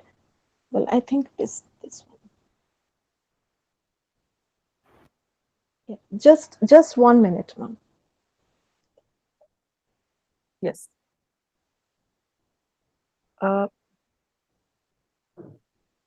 If you can just go to the slideshow and then go to the from beginning. It's actually in a full screen mode, but I don't know what is happening with it, but it's showing that it's full. Just a minute, ma'am.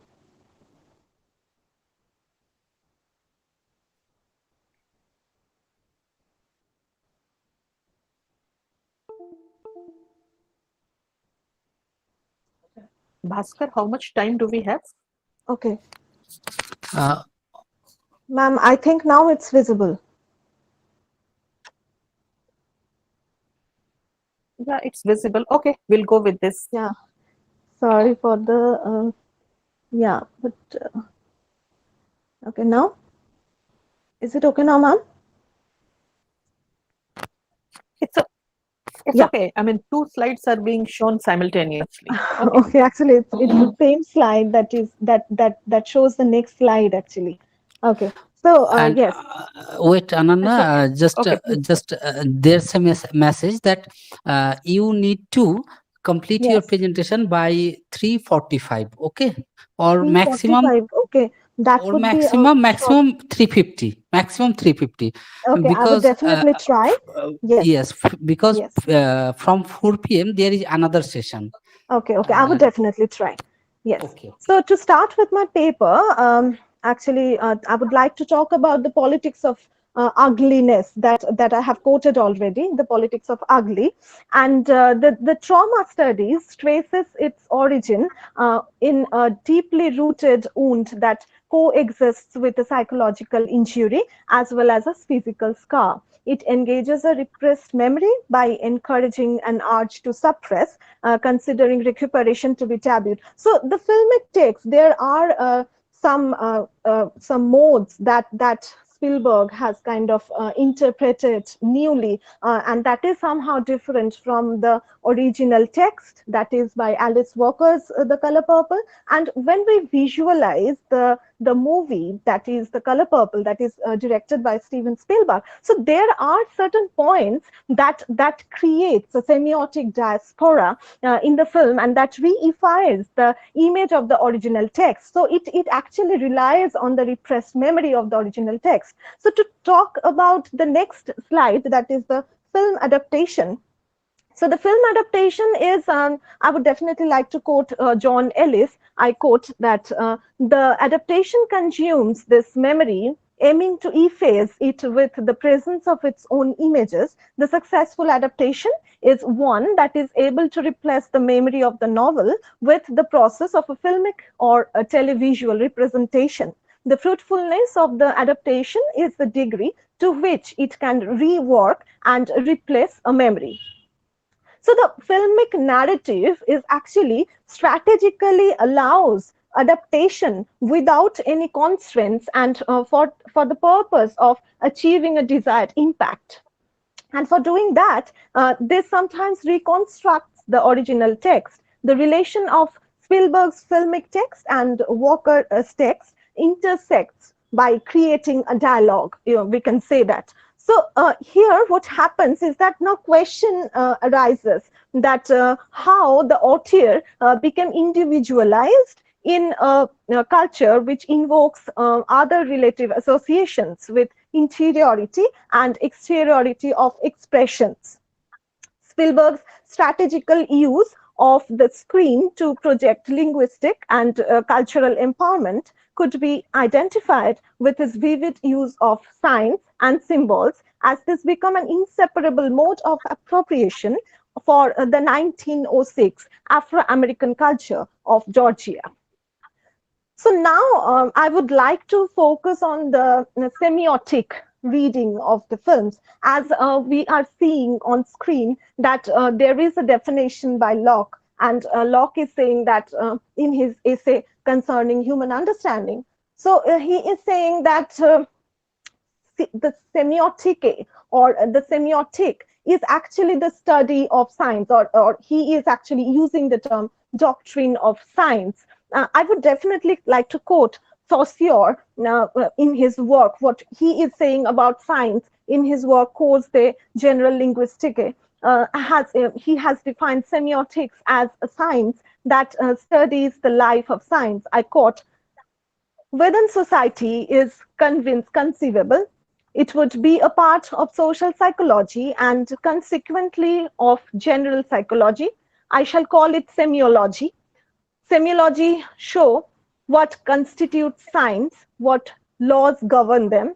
Since the science does not yet exist, no one can say what it would be, but it has a right to existence, a place stalked out in advance."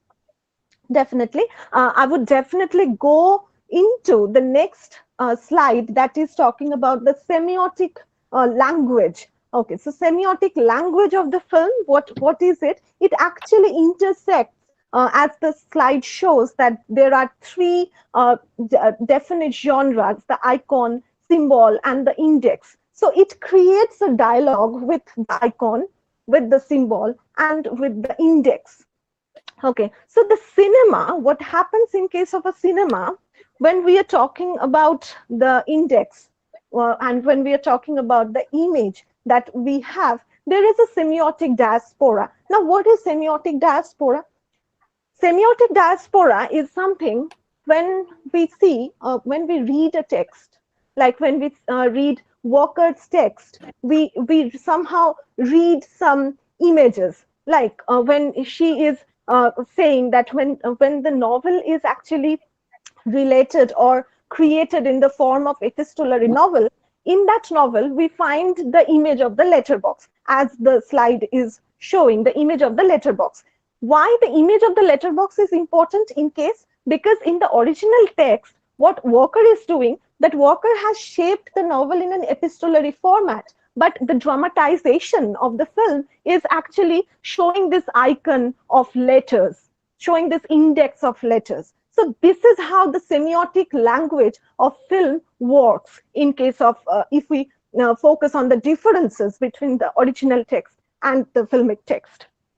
Yes, I'm in a hurry actually. So yes, I would definitely talk about the repressive and ideological state apparatus, as ma'am was referring in her paper, that we need to understand this apparatuses, that how does this apparatus function. Okay, so in the filmic narrative, if we focus on the color purple, that negotiates with the ways how family, society interact with nation state, anticipating in diminishing individuals' prerogative that becomes detrimental to ideological and the repressive aspects of the state apparatuses. Okay, if I had time, then I would definitely talk about the God image that Walker is referring to in her text, and that Spielberg is actually using as an image of church. Okay, so that God image becomes the ideological state apparatus of religion in case of the filmic text. Okay, so in my next slide, I'm just moving to my next slide. It's already 3:43. Please, okay. please relax and Thank you so much. please relax and do it. It's okay. You're doing a very good job. Thank you so much. So now I would definitely focus on the psychoanalytic perspectives of this this kind of understanding this filmic text, because why this psychoanalytic perspective is important, because this would give us the kind of understanding about the hysteria. And why I'm referring to hysteria is that I have somehow used in my paper the idea that where Celie becomes very much hysteric and she considers herself to be mad. Now, this madness is not a disease, but a hysteric moment. It's a kind of reaction against the odd. So that is how Freud is making the idea of hysteria that Freud is talking about in the psychoanalytic aspect.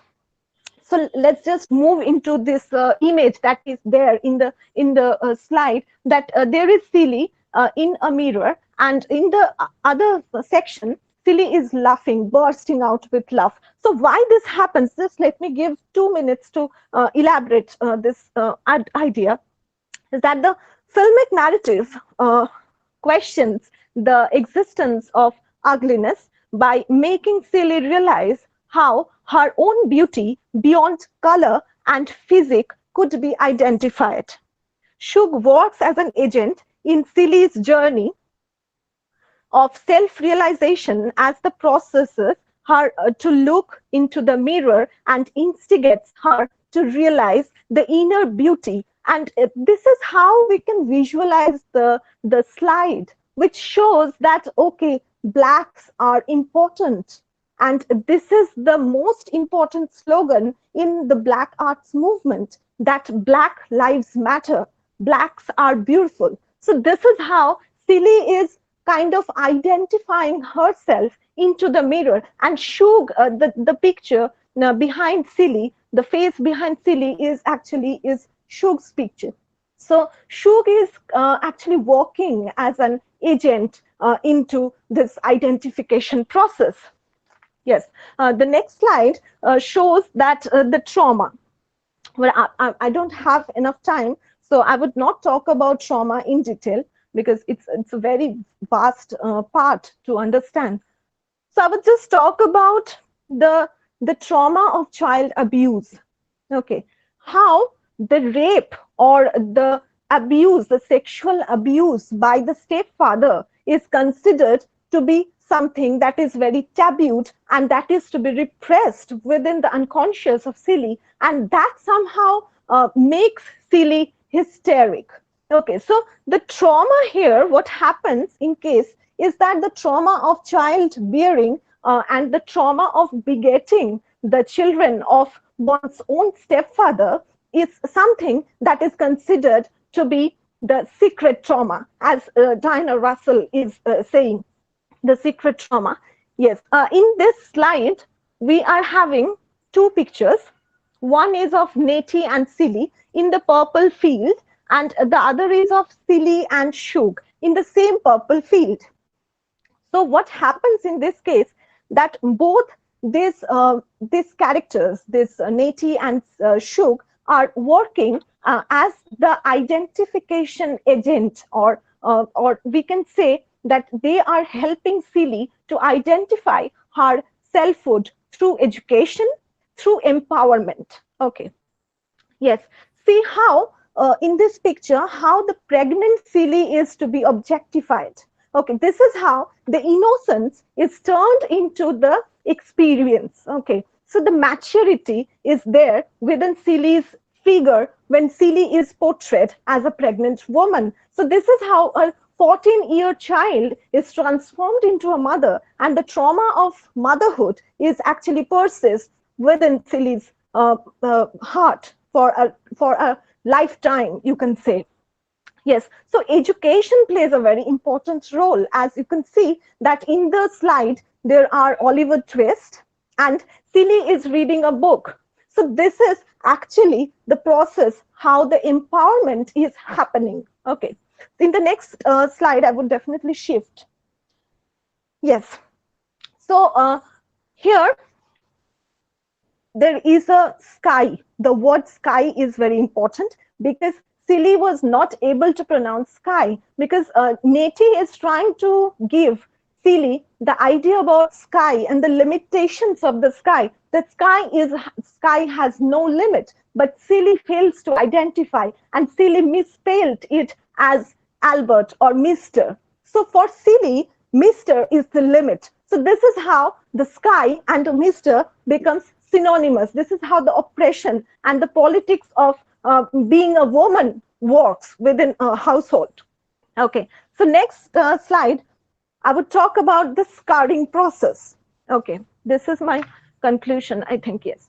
So here, there is the scarring process, and in African Olinga community, what happens is that they scar people's face for making that person to be kind of inscribed within a tribe. So this could be kind of identified as a identification mark. And what is interesting is that Walker has mentioned the female genital mutilation, but here this is kind of omitted for kind of avoiding controversies. And why it is important that Spielberg has made a comment over the process, irrespective of gender, where body becomes docile under social power. The scarification of Adam redirects the audience to the cultural realistic practices, where the process is a performance of manhood conforming hegemonic masculinity. Yes, in my next slide, yes, there is a counter narrative. Okay, see how the counter narrative works.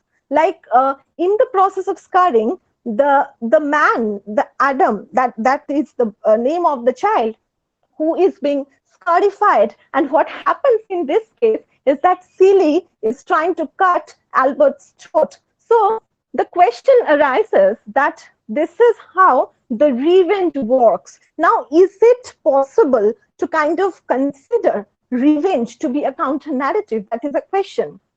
Now, we can definitely consider this to be Silly's cultural empowerment, to be Silly's empowerment of soul, and it therefore consolidates Silly's journey from semiotic to symbolic. So this is all what I would like to say. Thank you. Thank you for listening to my presentation. This is all. Thank you.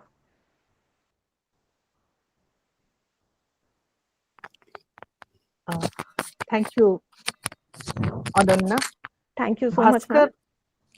If there are questions, thank you so much. Bhaskar, if there are questions, maybe you would address one question to each speaker. Actually, ma'am, there is no question in YouTube, okay? And no question in Google Meet too. So I think you should proceed with questions. I okay. Rather than questions, I would like to make some comments and observations. First of all, I would like to congratulate all the three speakers of this session because it's after a long time that I have, listened to such really well-researched papers. It gives me a lot of happiness. This is what I always tell Bhaskar. It gives me a lot of happiness when I see young scholars working so hard. Now, I will begin with the last speaker. Ananna, I was wondering, are you doing your research on Alice Walker by any chance? No, ma'am. Actually, I'm doing research on war and partition literature. And Alice Walker is something that I teach to my students in my college. So I thought, why not working on this text? Because this text is very primal to understand the Black Afro-American womanism that Alice Walker has coined this term womanism. So I thought that it would be somehow very important Yes. to focus on this text, and why not preparing a paper on this? So that's why I just prepared it, and I would definitely work on this topic for further improvements.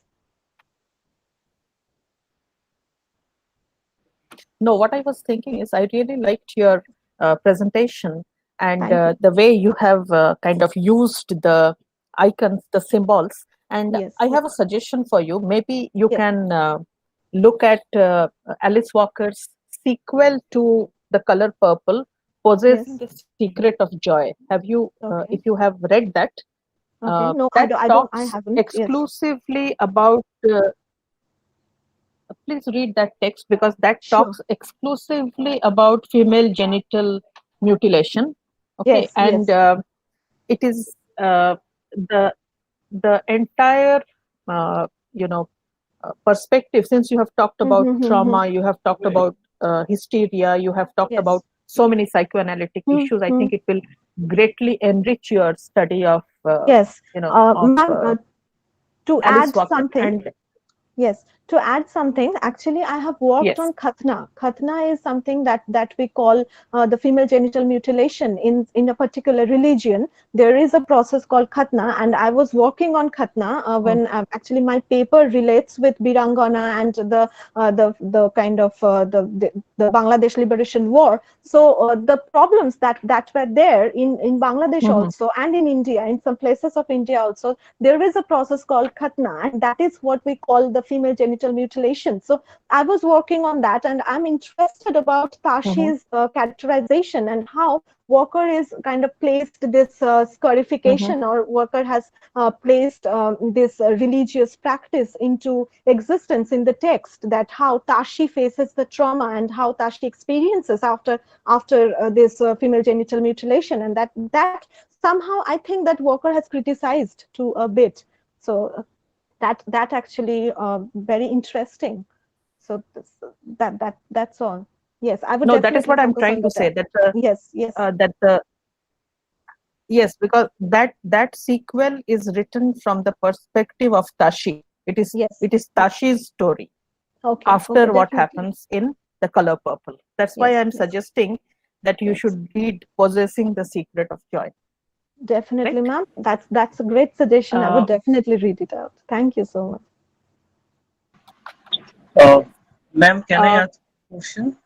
coming to yes, please. Yes, please. Yes, please. Sriya ma'am, can I ask one question to Miss Jinia Yes, No? please. Okay. Um, my question to Miss Please Jinia, do. Please do. yeah. My question to Miss Jinia is do you think that for that the spectacle of that the trauma actually created by the spectacle of devastation, that is the 9/11 devastation, is equal in case of 9/11 survivor and an eyewitness and or a 11 victim, so much so that it becomes difficult for them to even carry their to have a bearing in their present situation? I mean, if I'm making myself clear, that the question Yes. I can repeat, that is Yes, the trauma. if I may just say that whether the spectacle of the devastation can be uh, Yeah, can be considered equivalent to the suffering and the trauma of the survivors as well as the victims, and how victim it has a bearing on their present life as well, on the, right? yeah, yeah. Would the degree Uh, be the same in case of them, or are uh, they different in case of the three persons, like the survivor or the eyewitness and the victim? So that if you can. Yes, I think the devastation, the spectacle of devastation can be considered equivalent to the trauma and suffering of the people who have witnessed the spectacle, who have survived this 9/11 tragedy, and who still have the recollection of it, and it impacts their present life as well. Like if you see such a huge accident or huge tragedy occurring in front of you, the first thing that makes you is shocked.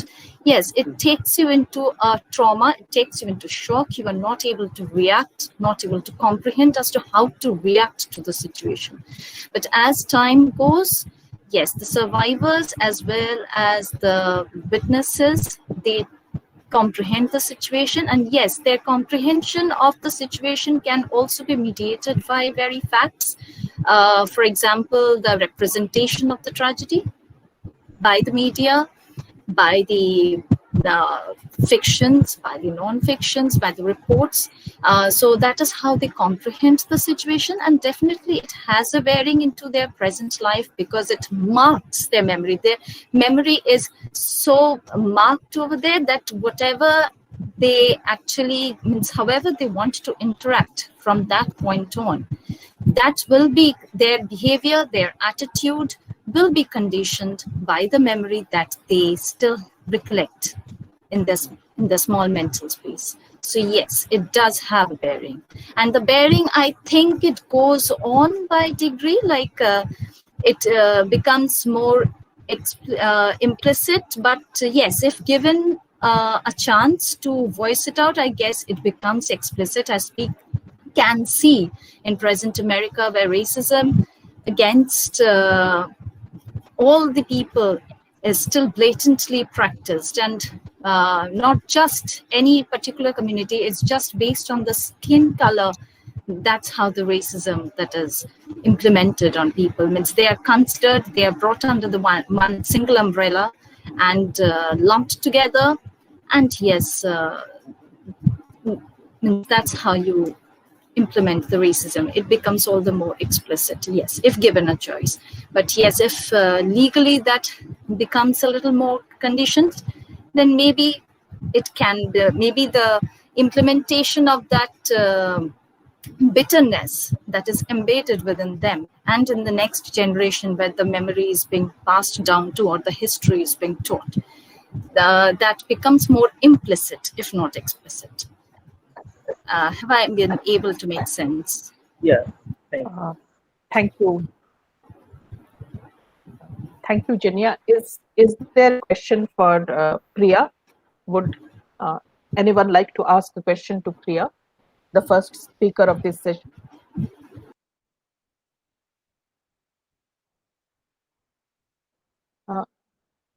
Uh, Priya, are you there?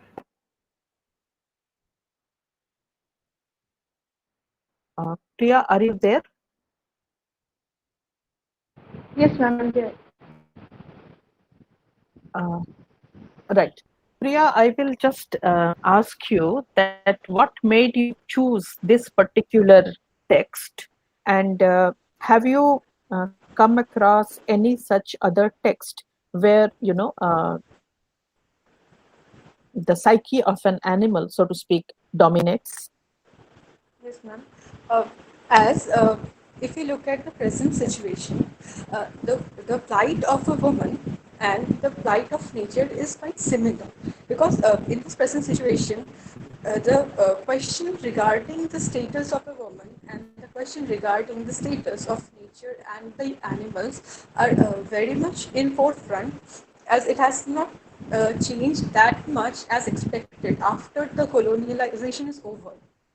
So, and I think any other text, The God of Small Things, we can take Arundhati Roy's or Anuradha Roy's text, they have an euphemistic approach, but they are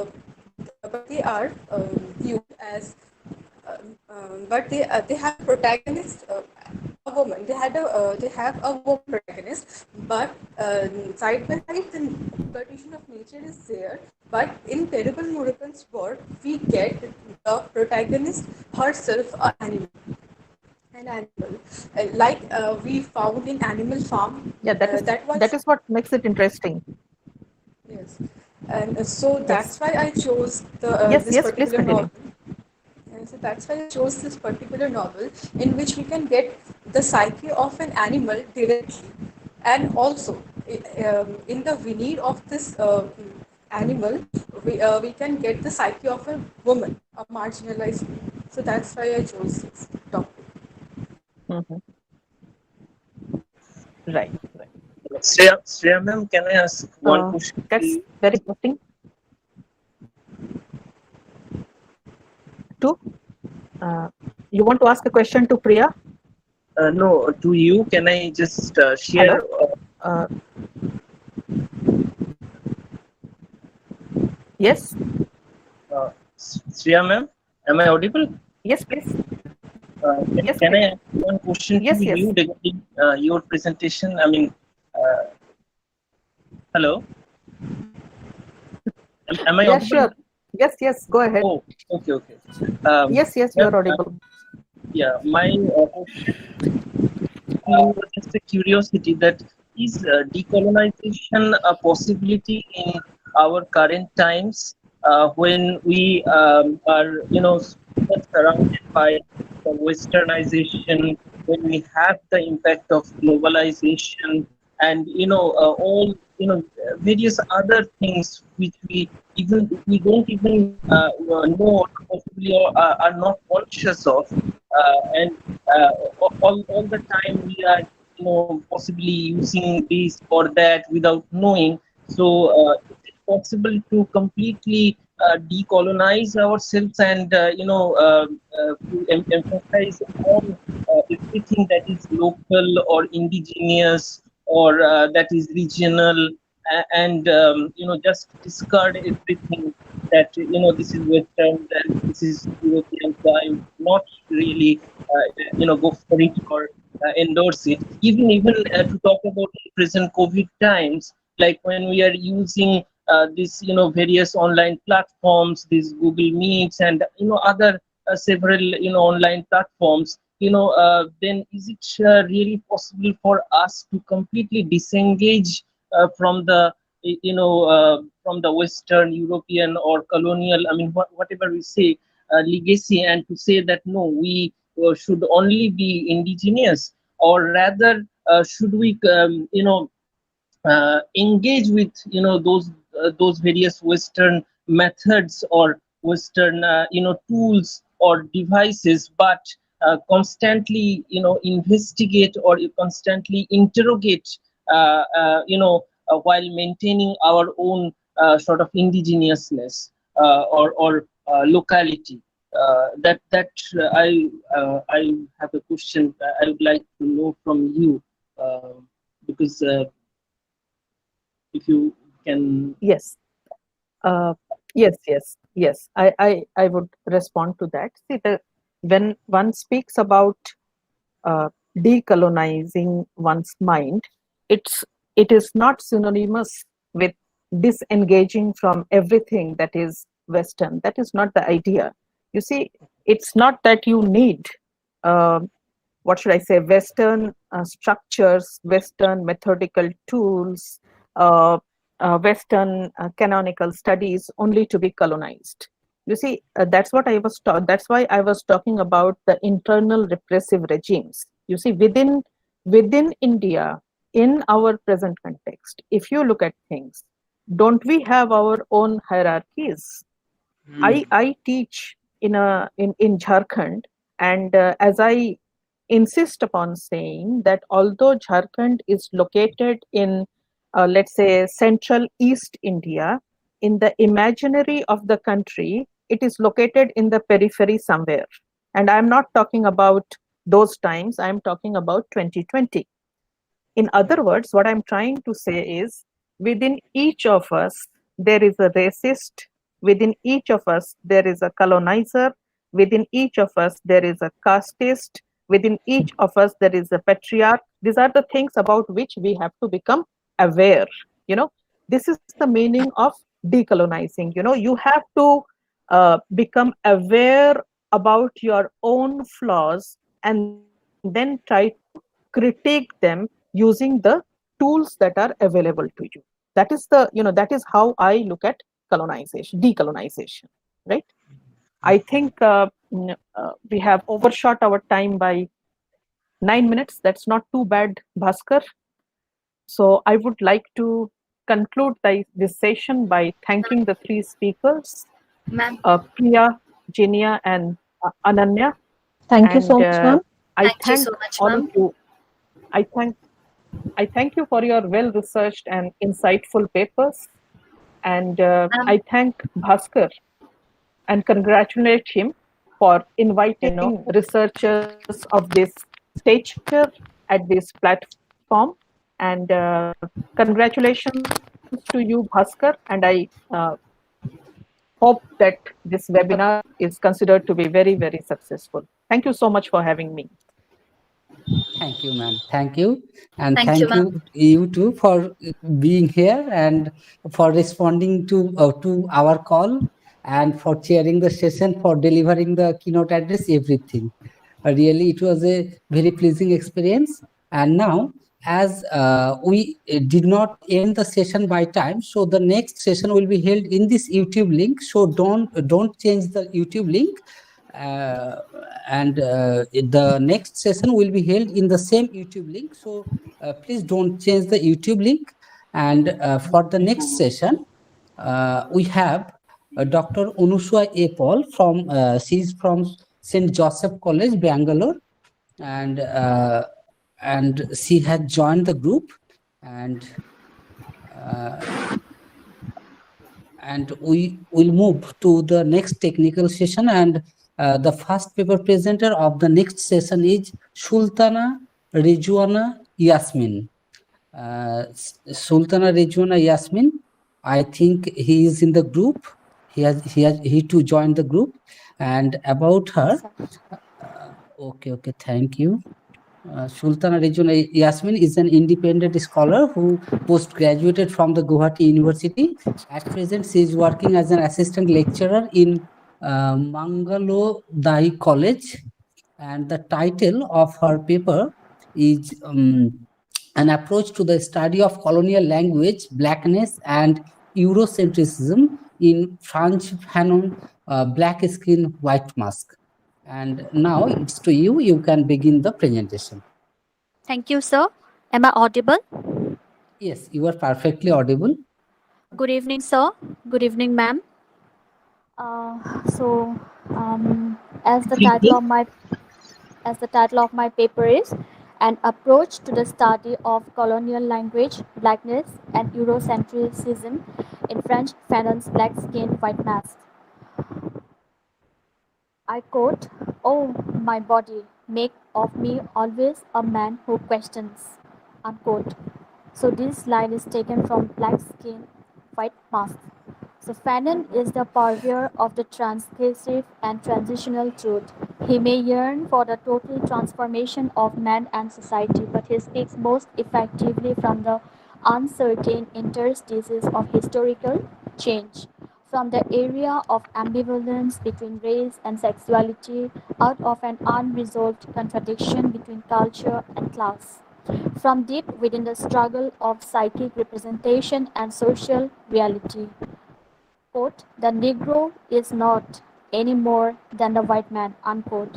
The awkward division that breaks this line of thought keeps alive the dramatic and enigmatic sense of the process of change, that family alignment of colonial subjects, black, white, self-other is disturbed with one brief pause and the traditional grounds of racial identity are dispersed whenever they are found to rest in the narcissist myths of negritude or white cultural supremacy. It is this palpable pressure of division and displacement that pushes Fanon's writing to the edge of things, the cutting edge that reveals no ultimate radiance, but in his words exposes an utterly naked declivity where an authentic upheaval can be born.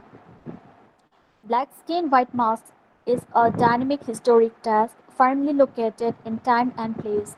My argument will therefore be that the relationship between the colonizers and colonized is first and foremost a class conflict which is reinforced by racial conflict. This will be illustrated in the paper by the discussion on language and education. The domination in the colonial setting requires a dialectical relationship between the colonizers and the colonized.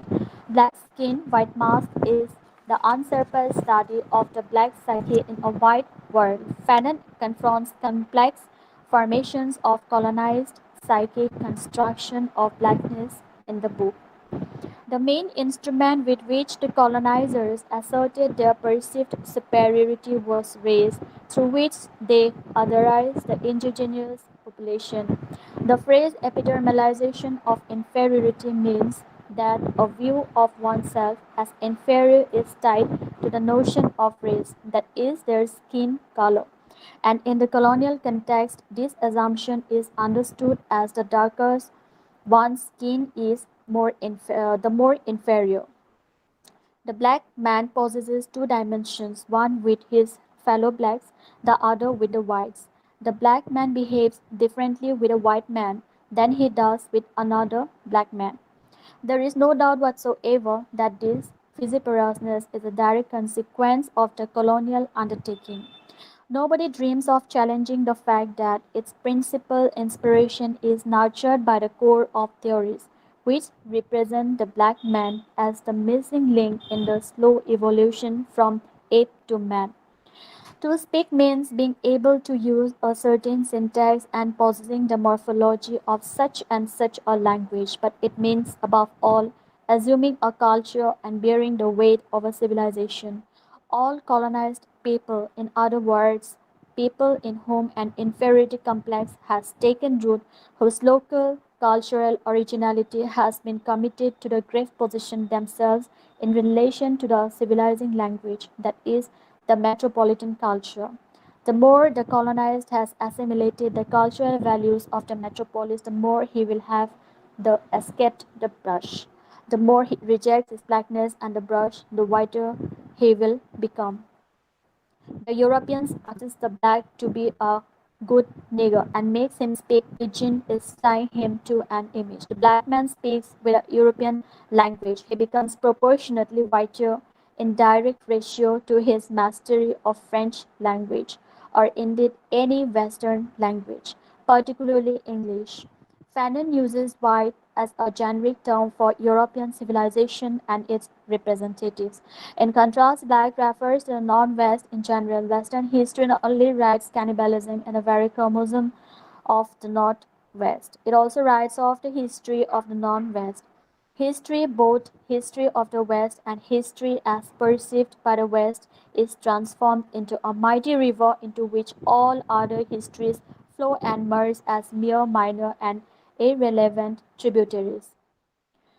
When Arthur James Balfour stood up in the House of Commons at the head of British imperial power on 13 June 1910 to answer challenges to Britain's presence in Egypt, Edward Said tells us he spoke under the mantle of two indivisible foundations of imperial authority, knowledge and power. The most formidable ally of economic and political control had long been the business of knowing other peoples, because this knowing underpinned imperial dominance and became the mode by which they were increasingly persuaded to know themselves, that is, as subordinate to Europe. A consequence of this process of knowing became the export of the colonies of European language, literature, and learning as part of our civilizing mission that involved the suppression of a vast wealth of indigenous cultures beneath the weight of imperial control. The field of post-colonial studies has become so varied that no collection of readings could encompass every voice, which is now giving itself the name post-colonial. Post-colonial theory has occurred in all societies into which the imperial force of Europe has intruded, though not always in the official form of the theoretical text.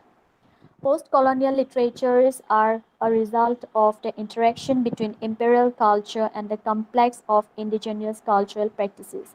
As a consequence, post-colonial theory has existed for a long time before the particularly name was used to describe it. Once colonized peoples has cause to reflect on and express the tension that ensued from this problematic and contested but eventually vibrant and powerful mixture of imperial language and local experience, post-colonial theory came into being.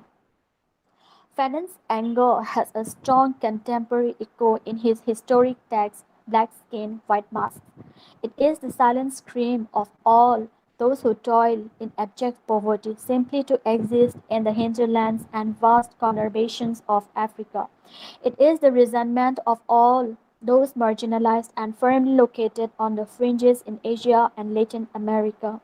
It is the anger of all whose cultures, knowledge systems, and ways of being that are ridiculed, demonized, declared inferior and irrational, and in some cases eliminated. It is the kind of universal fury against oppression in general and the perpetual domination of the Western civilization in particular. Black Skin, White Mask charts the author's own journey of discovering his dignity through an interrogation of his own self, a journey that will not be unfamiliar to all those who have been forced to endure Western civilization. Fanon writes from the perspective of a colonized subject, and Black Skin, White Mask was the first book to investigate the psychology of colonialism.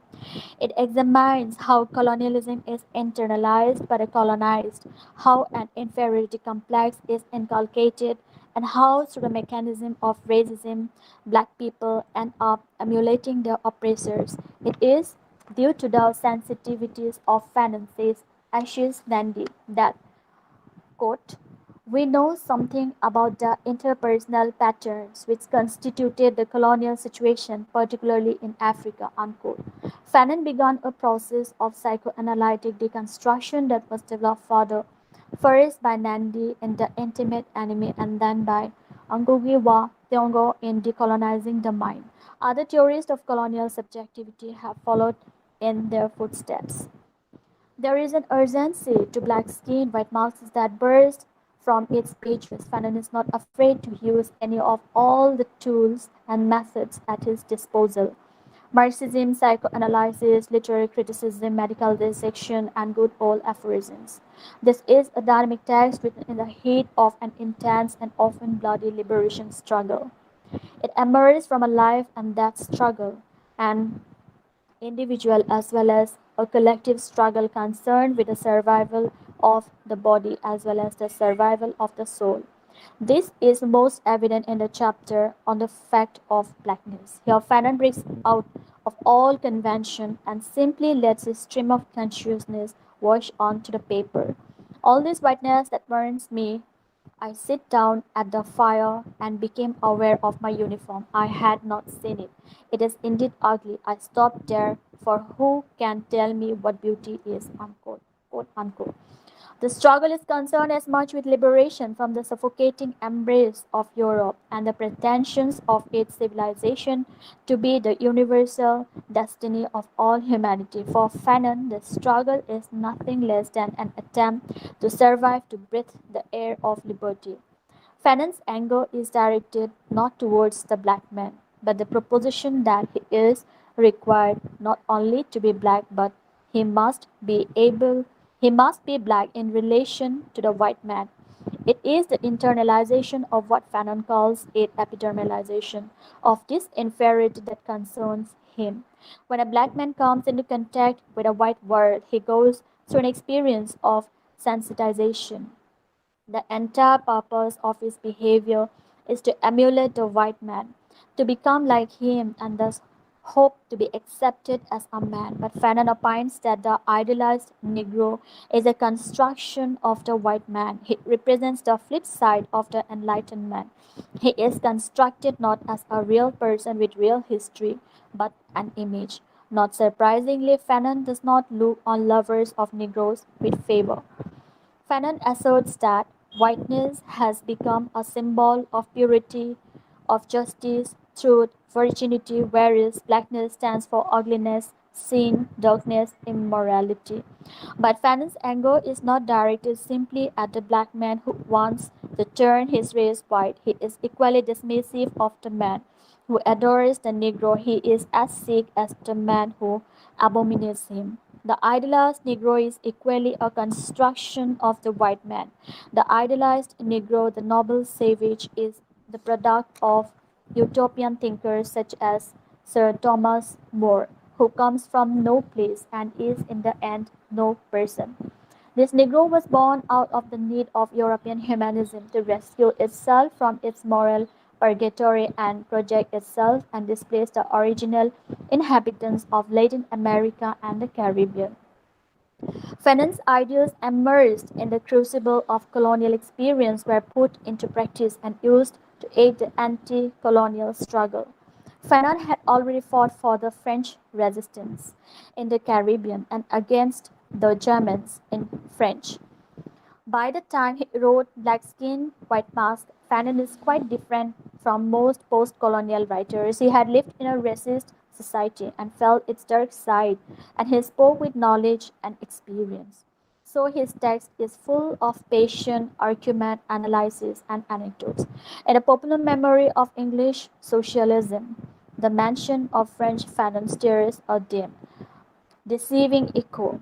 Black skin, white mask, the wretched of the earth, toward the African Revolution, these memorable titles reverberate in the self-righteous rhetoric of resistance. Fanon's titles, repeatedly used as the idioms of simple moral outrage, emptily echo a political spirit. Edward Said has richly recalled the work of Fanon in his important T.S. Eliot Memorial Lectures, Culture and Imperialism. To read Fanon is to experience the sense of division that prefigures and features the emergence of a truly radical thought that never dawns without casting an uncertain dirt. Basically, Eurocentrism can be defined as the conscious or usually unconscious collective and individual intellectual process through which European cultural, political, economic, religious, and philosophical assumptions, concepts, structures of knowledge, and values are considered and assumed as the normal, the natural, or the universal, that is to say, as being intellectually and practically superior to all other assumptions, values, and concepts still more or less surviving in the modern world system. Edward Said, one of the rare scholars who extensively studies Eurocentrism, concluded that it is more than an expression of superiority of the West. It tends to destroy, distort, and irreversibly change the cultures into new culture. It is he who wrote, quote, the Western style of dominating, restructuring, and having authority, unquote, over the rest of the world. The nature of conflict between the colonizers and the colonized is analogous to the conflict between the bourgeois and the proletariat. The colonized subject is the exploited, the colonist the exploiter. The discovery of the New World opened up new raw materials, a new labor force, and a new market in which the European countries could establish themselves. In order to be exploited, these native subjects had to first be dominated, which takes two separate forms. The obvious is the violence which aims to subject the native's body. The second, far more insidious method is used to subject the native's mind. The native's language, culture, and way of life are altered in this process, and only the assimilated native has a chance of social mobility. Specifically, it is the native bourgeois who internalizes and attempts to assimilate to the colonial way of life. The colonization exploited the colonized. When the European colonized spread all over the world, and Ashcroft thinks, quote, the term colonialism is important in defining the specific form of cultural exploitation that developed with expansion of Europe over the 400 years. Although many earlier civilizations had colonies, and although they perceived their relations with them to be one of central imperium in relation to a periphery of provincial, marginal, and barbarian cultures, a number of crucial factors entered into the construction for post-Renaissance practices of imperialism. Unquote. The colonizers in the process of colonization have effectively transferred their language and literature to the colonized. So Fanon's voice is as important and relevant today as it was during the 1950s and 60s. For Fanon, the nature and mode of operation is irrelevant. The inhumanity of today is not different from the inhumanity of yesteryears. For all sources of exploitation resemble one another. They are all applied against the same object, man. Language might be a tool, but never a neutral tool. The election of words brings to life a specific representation of reality. Therefore, we should envision a language uses that promotes different points of view and encourages dialogue in order to ensure that the tool never possesses the man, that the enslavement of man by man cease forever, that is, of one by another, that it be possible for me to discover and to love man wherever he may be. Unquote. However, one needs to remember that post-colonialism is not a wholly political phenomenon. It also includes social, economic, and cultural aspects of the countries affected by colonialism. Many critics have kept in mind the large canvas of post-colonialism and defined the theory in a wholesome manner. Thank you, sir.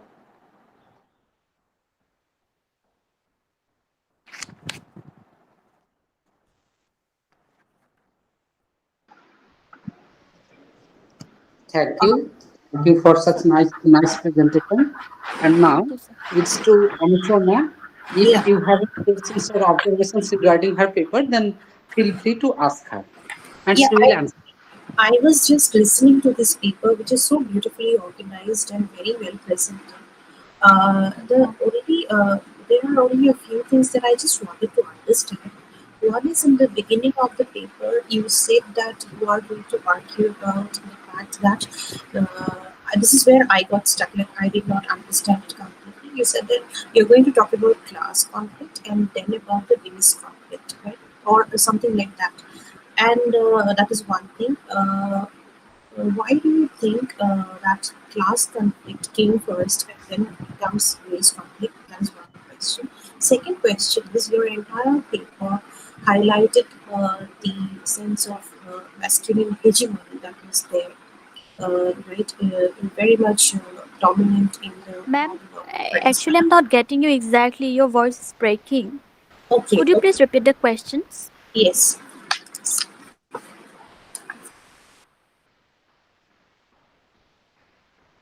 I will just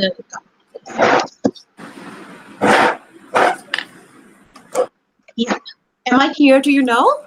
Yes, ma'am. Now you are clear. Yeah. The first question is when you started the paper, you said that you are going to talk about class conflict, and then you're just trying to understand how class conflict was, more dominant, and then it slowly dissipated into race conflict, right? Yeah. And then the Yes. second thing is in the entire novel by Frantz Fanon, you see the whole idea of masculine hegemony is very very dominant. I don't see a woman's voice there. I don't see Frantz Fanon takes the racial attack as an attack on men. So in this case, what is the position of the women in the no, the colonized natives? Like how do you look at these women who are also there in the in that no, time frame? So what do you have to say about that? Like, where are the women? Because I strongly feel that Frantz Fanon is only talking and looking at the African people as men.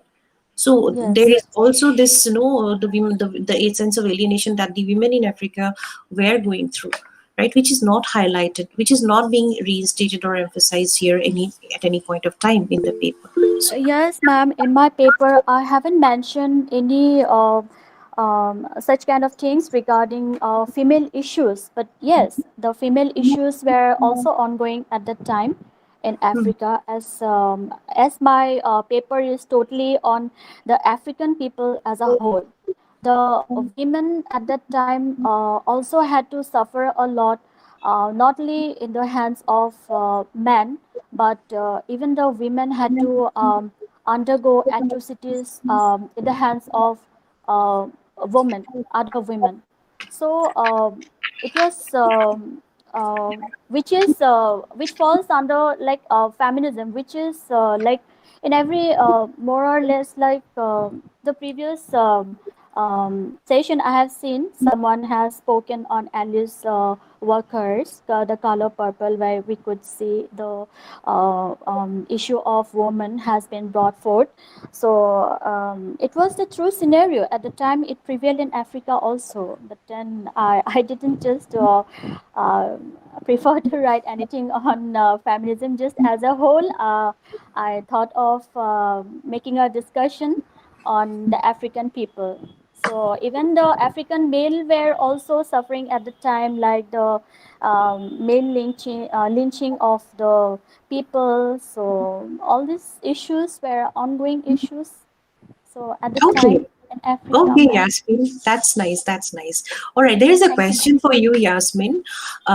It's from Benedicta Sangma, who's there in the seminar now, and she has asked you one question. Paper has got a political inclination. How would you relate this paper to the political inclination? Now, what is the political inclination that you are trying to, direct one's attention to? Okay. So my paper, yes, while speaking on the specific topic which I have chosen, there is a political inclination too in my paper, because when French Fanon choose to write, as I have mentioned in the paper, it was the historic text, the text which is located exactly in the time period, uh, in the actual time, and when French Fanon he was undergoing some kind of mental trauma, you can say, like it is this book is specifically based on the silent scream of all those African people who had to undergo atrocities in the hands of the Europeans. So it has got some political issues here in this paper also, and this paper also says that it is a kind of some universal fury against oppression, against racism, against the color, against everything that is written here. So in general, in the Western civilization, how they just try to dominate the African people, how they um, just it's all written here in this paper. I was just trying to um, Yeah, and if I can add to your interpretation, any yes, kind of a ma'am. criticism or any kind of a reading of a literary text definitely has a political inclination. That, Yes, that ma'am. that has to be there. Otherwise, all literary texts will just remain as mere entertainment texts. So we need to go and we need to always understand that any kind of interpretation involves Interpretations. necessarily a very political interpretation, depending on the location of the researcher as well. Location, yeah, exactly. It was located in the exact time and period when he has written, and moreover, he has fought in support of the French also. So at the time, even we can see the class racist problem that he faced. Even though the French women of that period, even though he was fighting for them, they disliked them. They disliked the black-skinned soldiers. So at the time, he was also undergoing some kind of trauma. No doubt, he was awarded, he was injured, but then he also underwent through the trauma that they were disliked by the whites, the white-skinned people. So all this relates to the political Inclination of the paper. paper. Yeah. Thank you so much, Yasmin. Very nice ma'am. defense of your paper. Very well done. So can we, sir, now move on to the next paper, sir? Sure. Yeah. Okay, thank you. Finally, Thank you, thank you, sir. Rejona, for such presentation. Thank you, And sir. we would move to the next paper presenter, and the next paper presenter is Pinky Chatterjee. About Pinky Chatterjee, I need to say something. Pinky Chatterjee is currently pursuing B.Ed from Sri Shikshayaton College after completing her Masters in English Language and Literature. And the title of her paper is Tales of Oppressed Narratives in the Slave Mother and We Are Going. So, Pinky Chatterjee, it's to you. Kindly begin your presentation. Am I audible, sir? You are audible. So I'll share my screen. Sorry to say, you are not clearly audible. Just hold your microphone near your mouth. Am I audible now? You are audible, but not properly or clearly. Okay, then Your I'll. voice is very low. Your voice is very low. Maybe you have to use a earphone or something. Yes, ma'am. Yeah.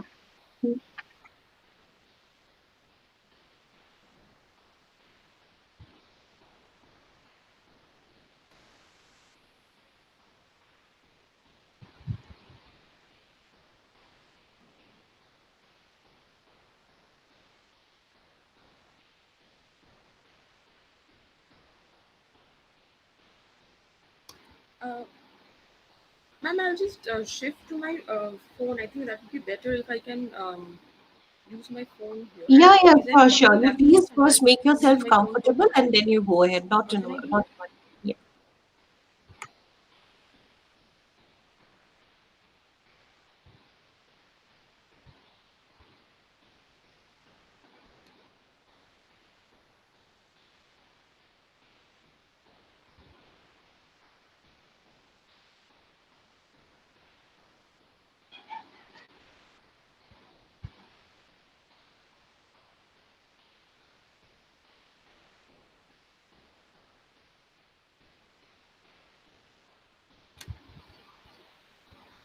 Uh, am I audible now, sir? Your voice is still low, but maybe you can go ahead.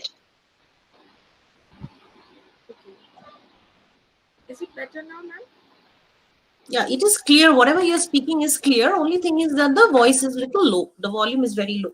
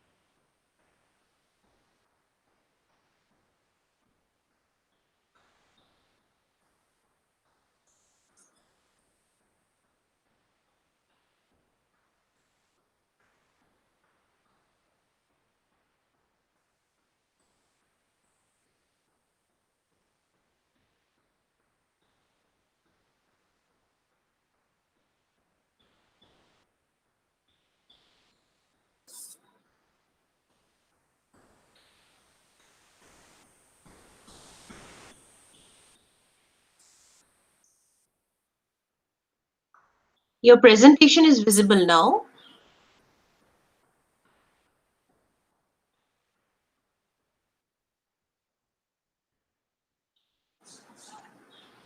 But Am I audible now, ma'am? yes, now it is much clear. It's very much audible. You can proceed. Yeah.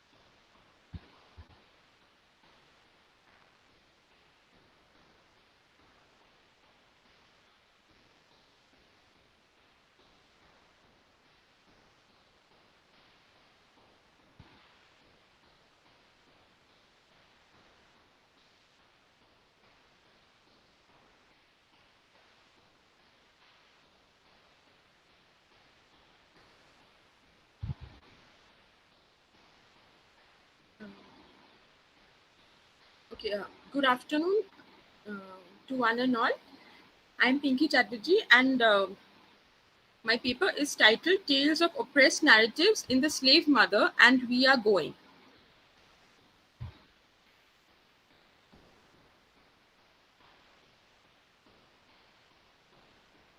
Actually, I'm facing a little issue with the PowerPoint.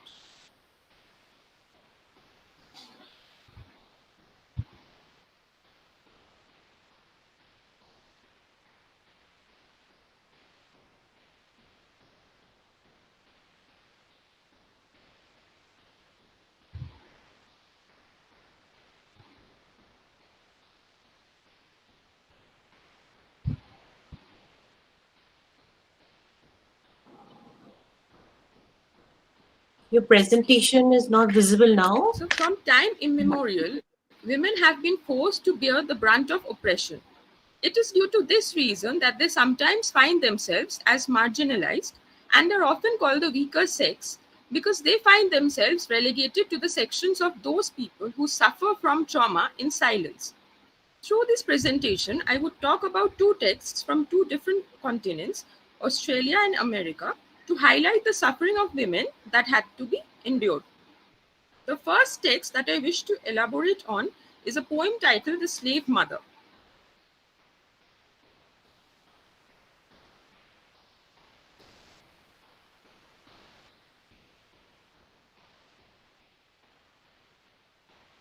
It was written by Frances Ellen Watkins Harper, who was a prominent American women's suffrage activist and poet. Through this poem, she sheds light on how race and racial discrimination leads women to suffer manifold. Okay, I can't. So my entire laptop is not working. So sorry.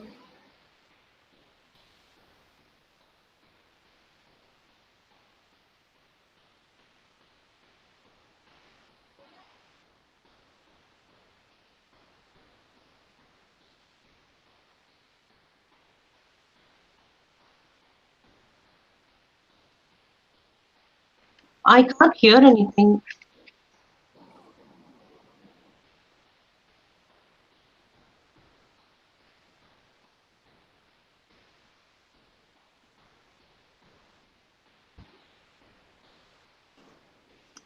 If you face any problem in PowerPoint presentation, then you can go without PPT.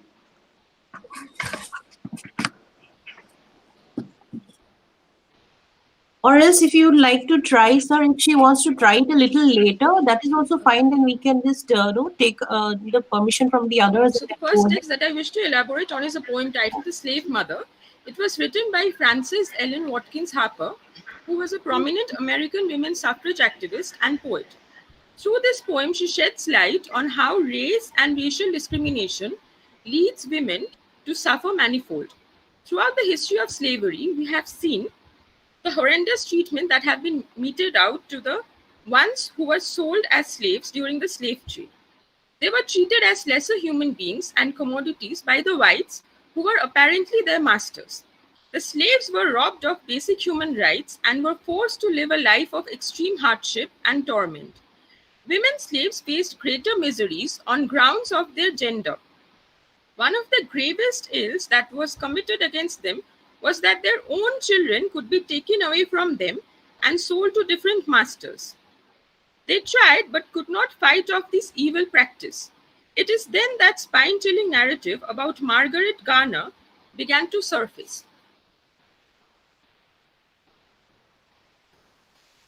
Margaret Garner was an enslaved African-American woman in pre-Civil War America who was notorious or celebrated for killing her own daughter in order to prevent her from being returned to slavery. This account is said to have influenced Toni Morrison to pen down her novel Beloved. This had also influenced Frances Ellen Watkins Harper to write The Slave Mother. In the poem, we are introduced to the scene where a young boy is to be separated from his mother. We see that the mother screams in agony and the boy is trembling and tries to hide behind her.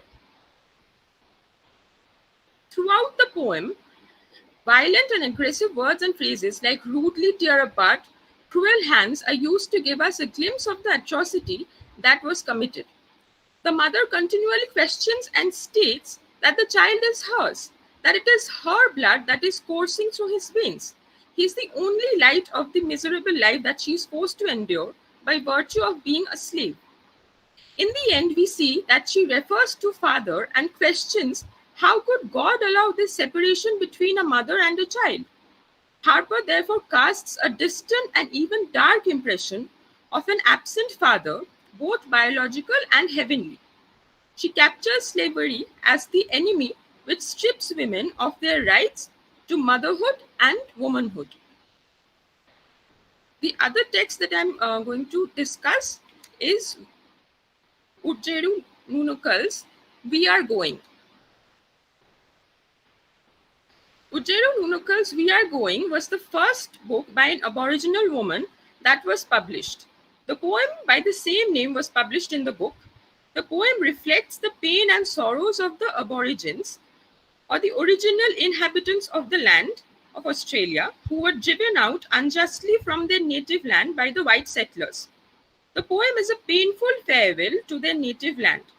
The poem opens up with the following lines. They came into Little Town, a semi-naked band, subdued and silent. In the very first two lines, we get to see how they have been suppressed and have been displaced from their own land. Silence of the natives is a recurrent image throughout the poem. The white settlers have ravaged the Bora grounds, which were the ancestral sacred ground of the Aborigines, where initiation rites took place.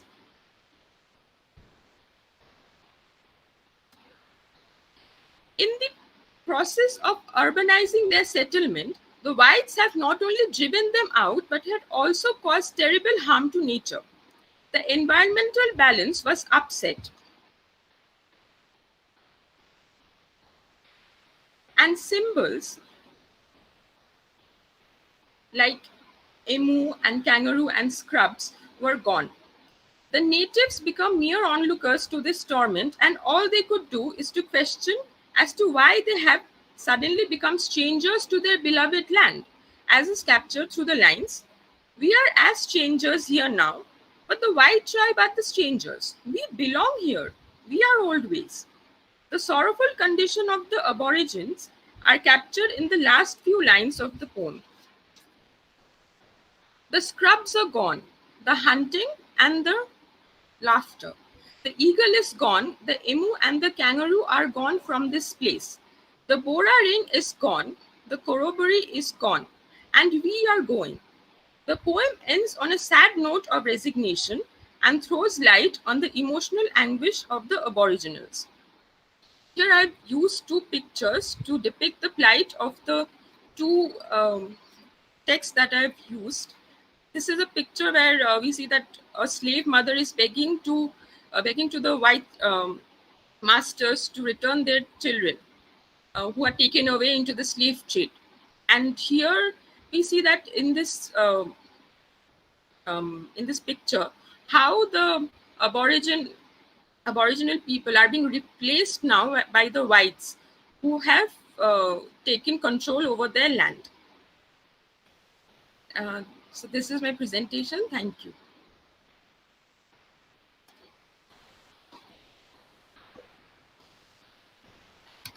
Thank you, Ms. Pinky Chatterjee, for this presentation. If anyone has any question, you can just ask, or you can put the question in the chat box. Ma'am, can you hear me? Yes, I can hear you now. I think I'll switch to my phone again. Okay, no problem. Let's wait a minute for the questions to come. Anyone has any question or comment or any observation to make? All right, maybe they might come up with questions and observations later. Can we, sir, move on to the next participant?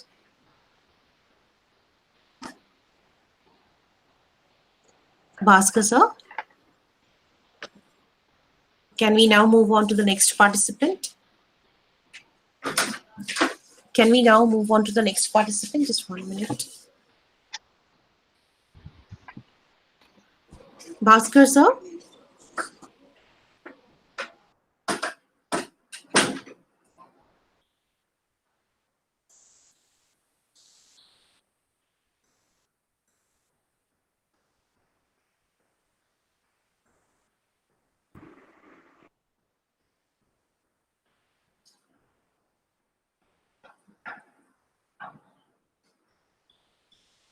Okay, the next paper I think in line is Destruction of Humanity, an attempt of failed resistance and things fall apart.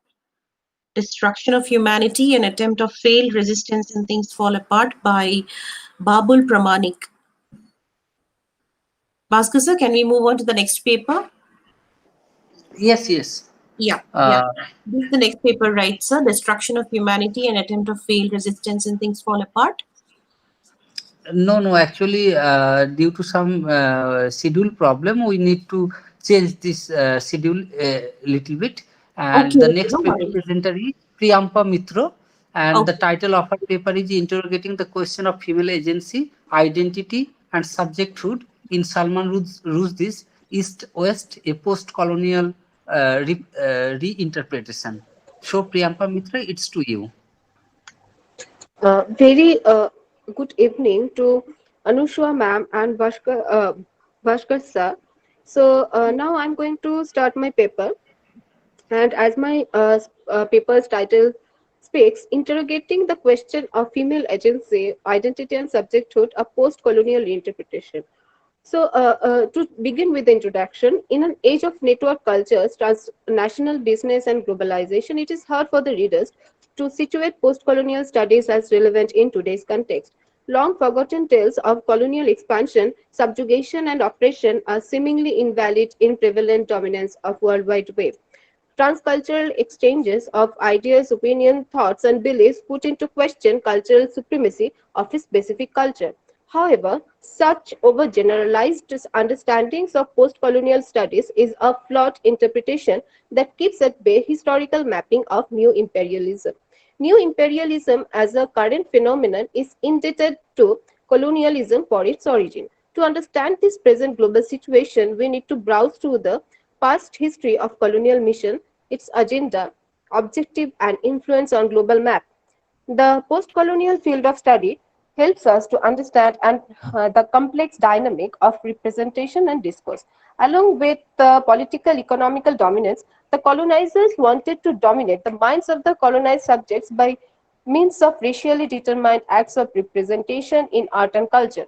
To decode this triangular agenda of political, economical, and cultural dominance, we must look into Edward Said's Orientalism, one of the main texts of post-colonial theory.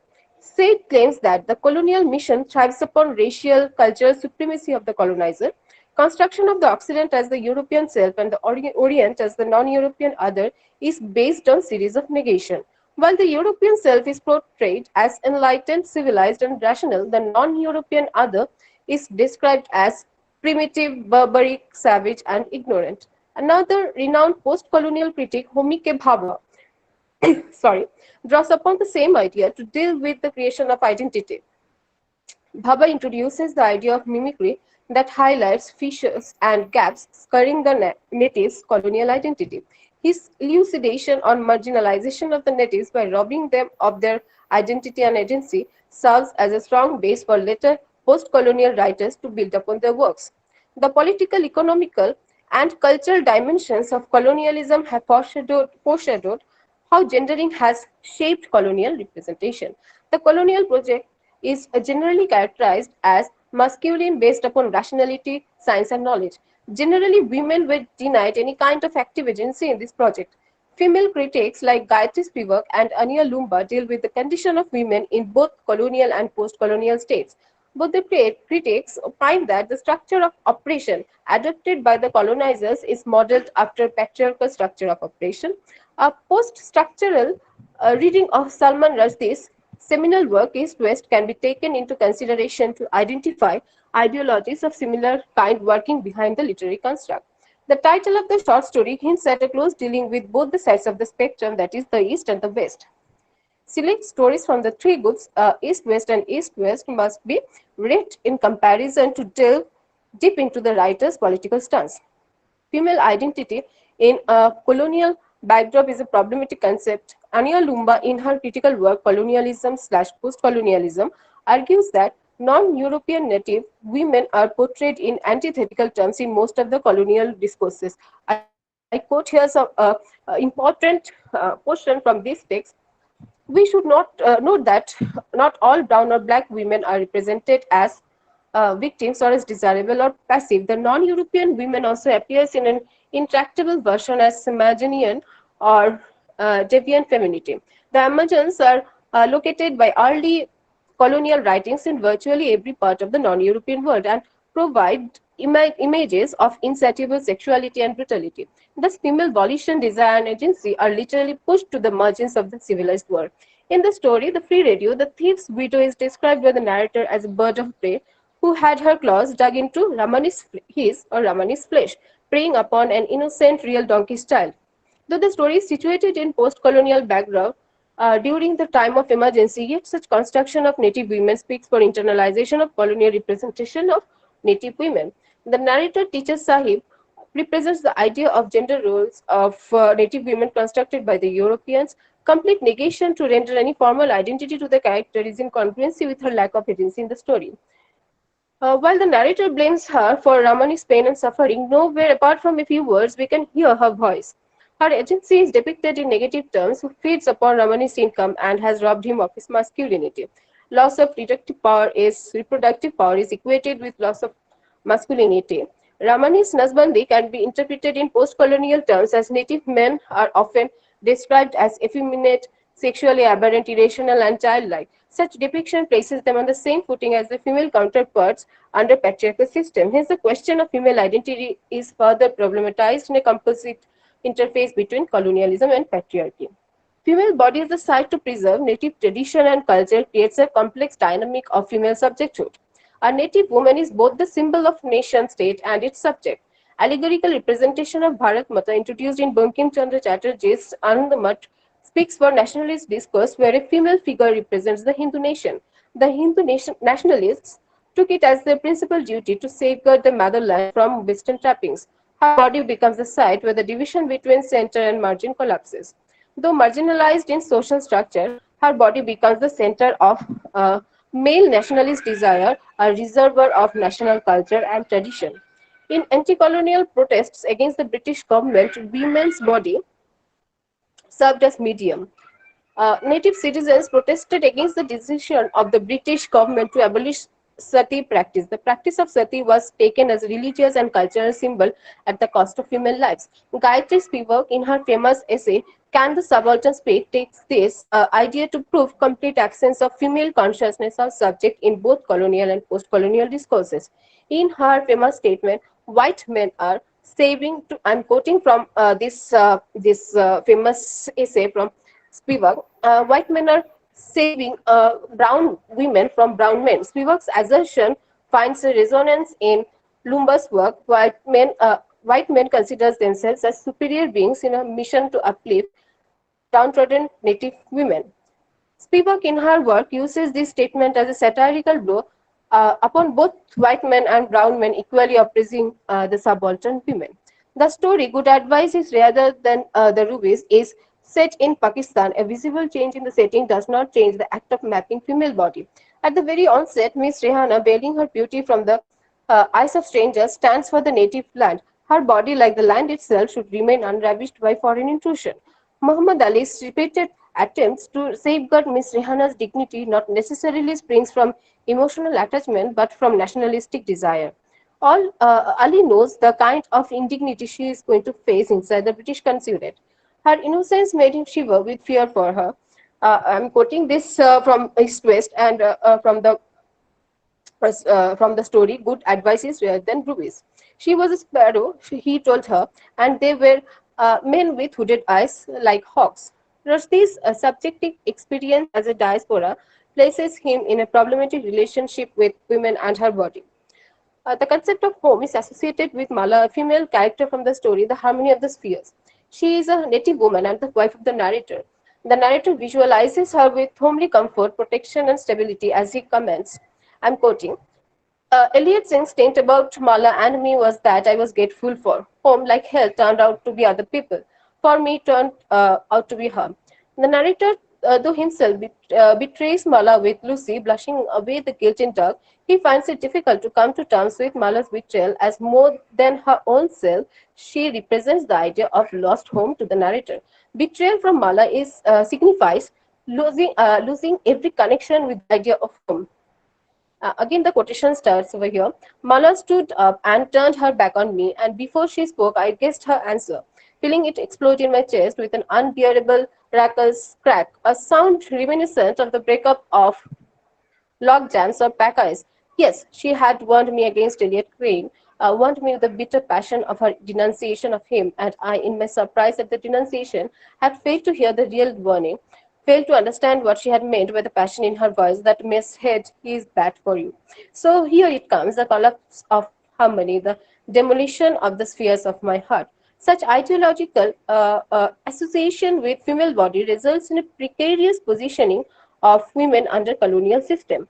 Allegorical representation of the historical characters of Christopher Columbus and Queen Isabella subverts the ideological representation of the East and the West.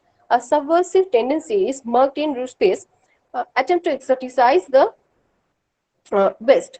Lumba's observation on how native women are represented in colonial discourses aptly describes the character of Queen Isabella. The veiled, now again, I'm quoting from Lumba's famous work. The veiled Asian woman becomes a current colonial fantasy, as does the recurrent figure of the Eastern Queen, whose wealth testifies to the riches of the Orient and whose gender renders those riches vulnerable to the European self. The biblical story of Sheba, arriving laden with gold at Solomon's court and willingly surrendering her enormous wealth in return for sexual gratification, initiated a long tradition of stories in which the desire of the native woman for the European man coded for the submission of the colonized people. The character of Isabella is described using the characteristics of indigenous women. She is full of libidinal excess, engaging in a sadomasochistic relation with Columbus. At times, she encourages desires of consummation in Columbus, and at other times, brutally refuses him. Psychoanalytic reading of the relation between Columbus and Isabella establishes an erotic engagement of the colonizer and the colonized. Role reversal between the colonizer and the subject problematize an overall understanding of the story, where Columbus represents the Western colonizer and the Spanish Queen Isabella stands for the colonized subject. Repeated stress on the word consummation signifies a symbolic representation of colonizers' penetration into native land, life, and culture. Colonizers' desire to own the land is expressed in terms of female body by claiming possession over it. Queen Isabella surrenders herself to Columbus in the end. The act of surrender is equivalent to native subjects' submission to his colonial master. Current phenomenon of globalization and new imperialism has certainly changed the power equation between the colonizer and the colonized. However, the complex dynamic of representation and discourse is still predominant in art and culture, and post-colonial theory as a method tries to explore, examine, and critique such traces present in literary discourses. To borrow Spivak's term, epistemological violence has discovered new routes to discourses and narratives. A post-colonial reading of this discourse allows us to look at new power equations in today's world. Though Rushdie writes from his own subjective view of a diaspora, yet the above discussion on his work, East-West, reveals colonial traces latent in his composition, situating him in an ambivalent position. So with that, my paper ends here. So I would like to thank all of you, to the organizer and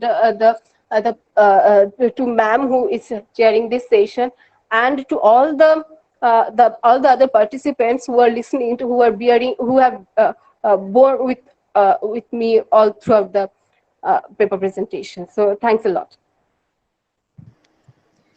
So over to you, sir. Yes, Thank you. so ma'am, please, if you have any questions or observations, please ask. And I also request the viewer who are watching us in YouTube, if they have any question, then they can write in the chat box in YouTube. Yes. Anyone in the room has any question for Ms. Priyampa Mitra?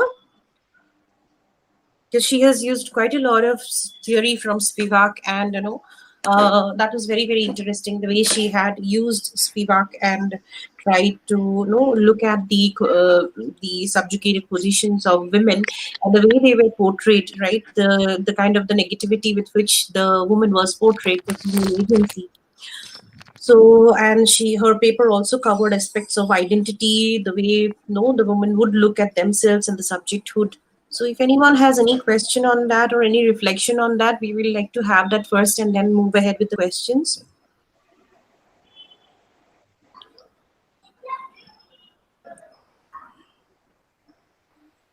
No questions? Thank you a lot, ma'am, for your great words. That was really very encouraging for me. Oh, thank you. Just at one point of time, I was just thinking, because I would rather consider it as a comment from you than an argument. You said that Rushdie's diasporic stance complicated his relations with women. So, I don't want to talk about the relations that he had with women, because that is of course his personal life. But I just wanted to know, how can a diaspora basically impact the relations of an individual? And moreover, the fact that he used this technique of magic realism as well in many of his stories. Why did he do so? Why did he use magic realism? And how can a diasporic stance influence the relation of an individual with the other gender? Ma'am, this is my my opinion or perception of Rushdie's work. That I could see is that there is this a normal association of a land, of native land, with a colonized with a native women. And when I'm desiring, when I'm talking about a nation, we actually visualize a nation in female terms in most of the parts. In another story, there's this the auction of the slipper, that there's this another story in East West, in the western in the part of in the section named as West. There is a female character named Gail, and when he is having the narrator is having close physical intimacy with that woman, with whom he calls his cousin, the lady says, "Home, home, you are coming home." So, and now this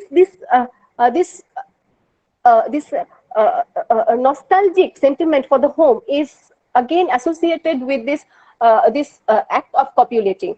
Now, this complex idea of associating the motherland with the motherland with a female body is really very interesting notion to actually delve into. That is what I wanted to say is that there is a complicated kind of relation between women's body and nation, as in Salman Rushdie's works in most of the times.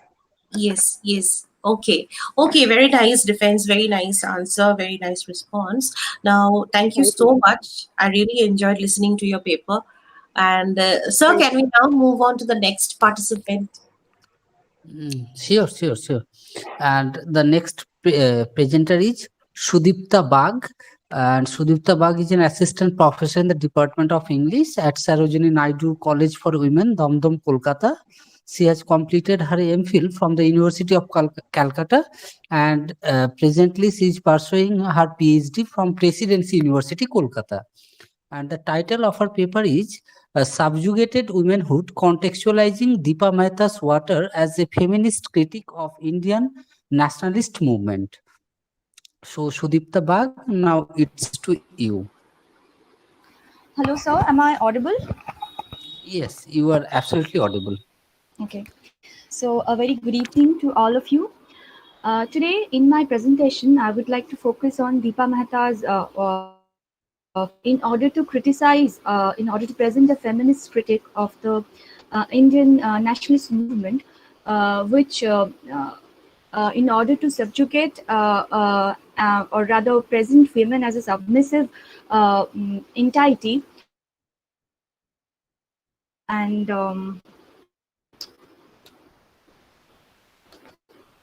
I would like to start my PPT.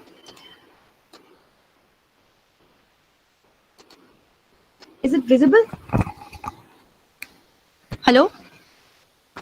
Is the PPT visible? Yes, it is. It is very much visible, and you're audible as well. Okay.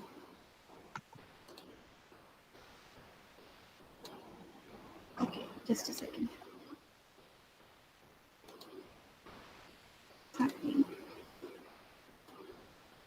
Okay.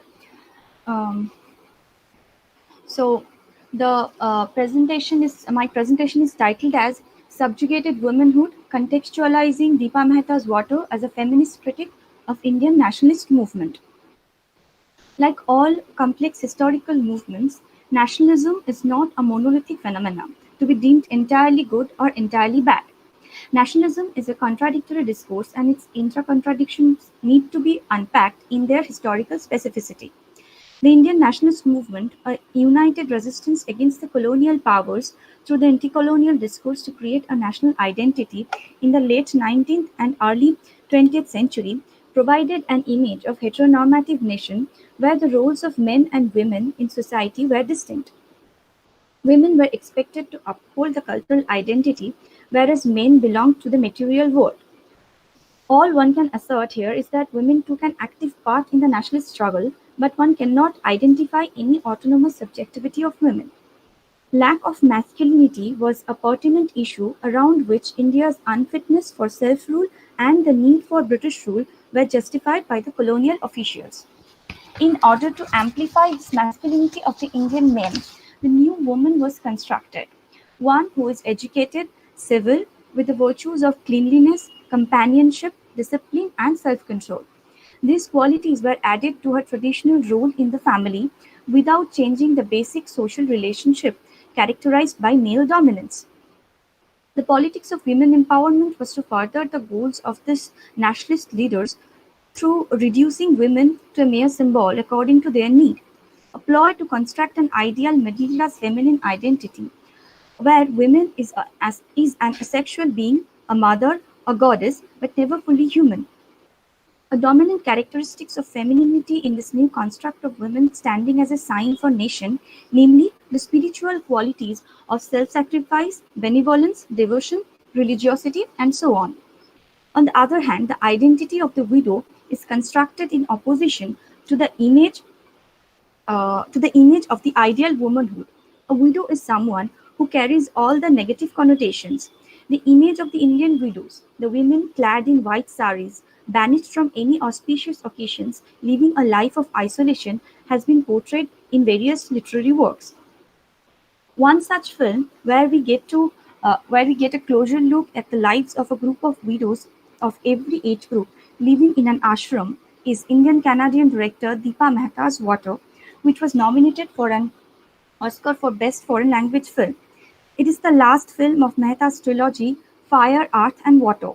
The trilogy represents in its totality a powerful challenge to the dominating patriarchal values, sexual politics, and practices of oppression and exploitation of women, and a critique of post-colonial patriarchal and nationalist ideologies. Water captures the marginalized life of forgotten Hindu widows battling to survive the harsh realities of neglect and poverty. Set in the 1930s, Mehta's film depicts the confined life of a group of Hindu widows living in a vidwashram, devoted to prayers and religious activities, devoid of any rights and privileges or social involvements. Located at a time when India, a colonized nation reeling under British rule, was uniting under the leadership of Mahatma Gandhi and the freedom movement was gaining momentum, these women live a life of segregation far away from their home. The beginning of the 20th century is significant for many reasons for understanding Indian history, and Mehta's film tries to look at the history from the perspective of the narratives of these women. Water focuses on the ways in which the patriarchal nationalist and religious discourses control the notions of widowhood and womanhood in the context of social and political reforms of that time, and how these discourses shape the widow's identity, sexuality, and desire. Widow is another Old English word, vidi, which connects via Indo-European vidva with the Latin vidus, meaning bereft, or in other lexical descendant, void. The vacancy at the etymological heart of the word seems perfect, if rather sad, since, as we all know, a widow is a woman who has lost her husband by death and has not married again. In her famous poem Widow, Sylvia Plath reflects the plight, loss, grief, and crisis of the life of widowhood as she describes a widow as a great vacant state, a shadow theme. The widow without the husband becomes only a reminder of the past, a shadow without the substance. Her presence or identity gets defined solely through the absence of a deceased significant other. In the Hindu patriarchal ideology, a married woman holds the central position in the household. Her vermilion at the parting of hair, the conch bangles that she wears, all this indicates her identity as a wife whose male counterpart is alive. On the other hand, the same woman gets considered as a bad woman and is marginalized once she loses her husband and then begins her eternal suffering of widowhood, where she had to follow a strict code of conduct. Her life changes radically, whereas the lives of the men whose wives leave them behind remain unaffected. Where is the house for the men widows? Chuya's Chuya's question to Shakuntala reiterates throughout the movie, calling out the hierarchical gendered power relations between men and women. Though sati had been abolished, the fire of the funeral pyre was still engulfing the lives of thousands of widows. Widowhood was a state where once you reach, there's no way forward. Uma Chakraborty terms it as a social death and states the widow's social death stems from her alienation from reproduction and sexuality following the loss of her husband, and her exclusion from the functioning social unit of the family. Once a woman ceases to be a wife, and especially a childless wife, she ceases to be a person. She is neither daughter nor daughter-in-law. As a widow, she is forced to the margins of the functioning unit of the family. The associated social and sexual death acts as a weapon of control for patriarchal ideology to propagate the chaste womanhood. Widowhood, on the other hand, is constructed as an object of the ideal womanhood. She begins to be regarded as the disruptor of the social order, and the problem arises about where to place her. As a widow, her life signifies endless suffering and deprivation. Unlike the detailed marriage rituals that mark the beginning of a woman's entry into a life of legitimate sexuality, the rituals following widowhood and the woman's renunciation from sexual life is simple and deeply humiliating, especially the breaking of the bangles and tonsure. A widow must wear a white borderless sari and eat a bland vegetarian diet with the vermilion mark no longer needed. She is expected to renounce all adornments. A woman is a sexual being who needs to remain under control so that her sexuality is channelized through the legitimate institution of marriage to maintain an organized system of reproduction. Thus, a woman whose husband is absent becomes the cause of moral panic. As Uma Chakrabarty argues, the continued existence of the widow after the death of the husband was to convert what was most valuable to the husband in his lifetime into an awesome threat to this community. The theme that dominates the ceremonies and rituals of widowhood is the sexual death of the widow. So to avoid this widowhood, there is a concept of sati or sahamarana, where the wife used to die alongside her husband on the funeral pyre. Thousands of women were burnt alive mercilessly on the name of sati. Widow burning was finally abolished in the year 1829 by the British government, and the Widows' Remarriage Act was legalized in the year 1856. In spite of that, the widow remarriage was not accepted socially by the upper-class Hindu Brahmins, as they thought it was a deviation from the behavioral codes of Hinduism. The Indian nationalist movement tried to modernize and bring social change among the masses, but women's status and especially the condition of the widows remained unchanged because of the political interests of the upper-class patriarchal nationalists. Mehta's film explores the ways both the Hindu patriarchal ideologies and the nationalist discourses tried to project the widow as the bearers of the Indian cultural, religious, national identity in order to restore their lost traditions. The film opens with Chuya, an 8-year-old child bride, accompanying her dead husband on his last journey. The laws of Manu, the Hindu text, is mentioned in the beginning of the film. A widow should be long suffering until death, self-restraint and chaste. A virtuous wife who remains chaste when her husband has died goes to heaven. A woman who is unfaithful to her husband is reborn in the womb of Jakat. We see Chuya's father abandoning her in an vidvashram, where with a shaved head and a plain sari, she needs to live the rest of her life. The compound is located near the river Ganges. Water remains a recurring theme in the movie. The compound is run by Madhu Didi, who tries to tame Chuya, who, with her jovial presence, disrupts the claustrophobic atmosphere of the place. The three main widow characters, Shakuntala, Kalyani, and the youngest one, Chuya, show the three aspects of widowhood. Shakuntala is the only one who can read and write. She is devoted to her practice of widowhood, but at the same time she is rational and at times critical of the deprivations that the widows have to face. Kalyani is a beautiful young widow, the only one who has long hair. She earns through prostitution and bears the expenses of the ashram. Shriya, the child widow, shows the evil side of the practice, as it keeps a young girl away from the taste of life. The widows beg for money for living. Madhuridi prostitutes their women.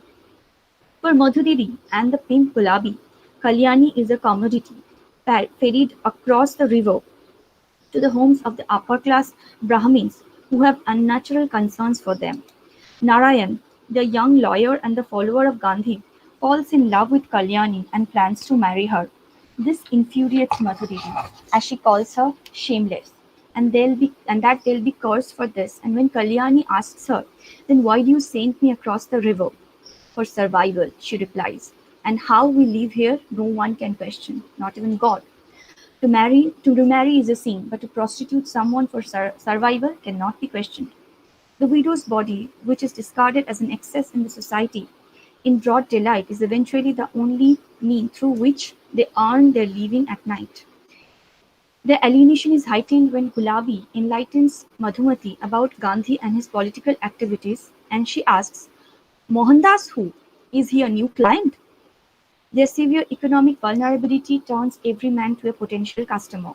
Narayan's father Dwarkanath, the embodiment of Brahmin ideology and the abuser of the widow's sexuality, affirms the exploitation of these women, stating, "Brahmins can sleep with whoever they want, and the women they sleep with are blessed."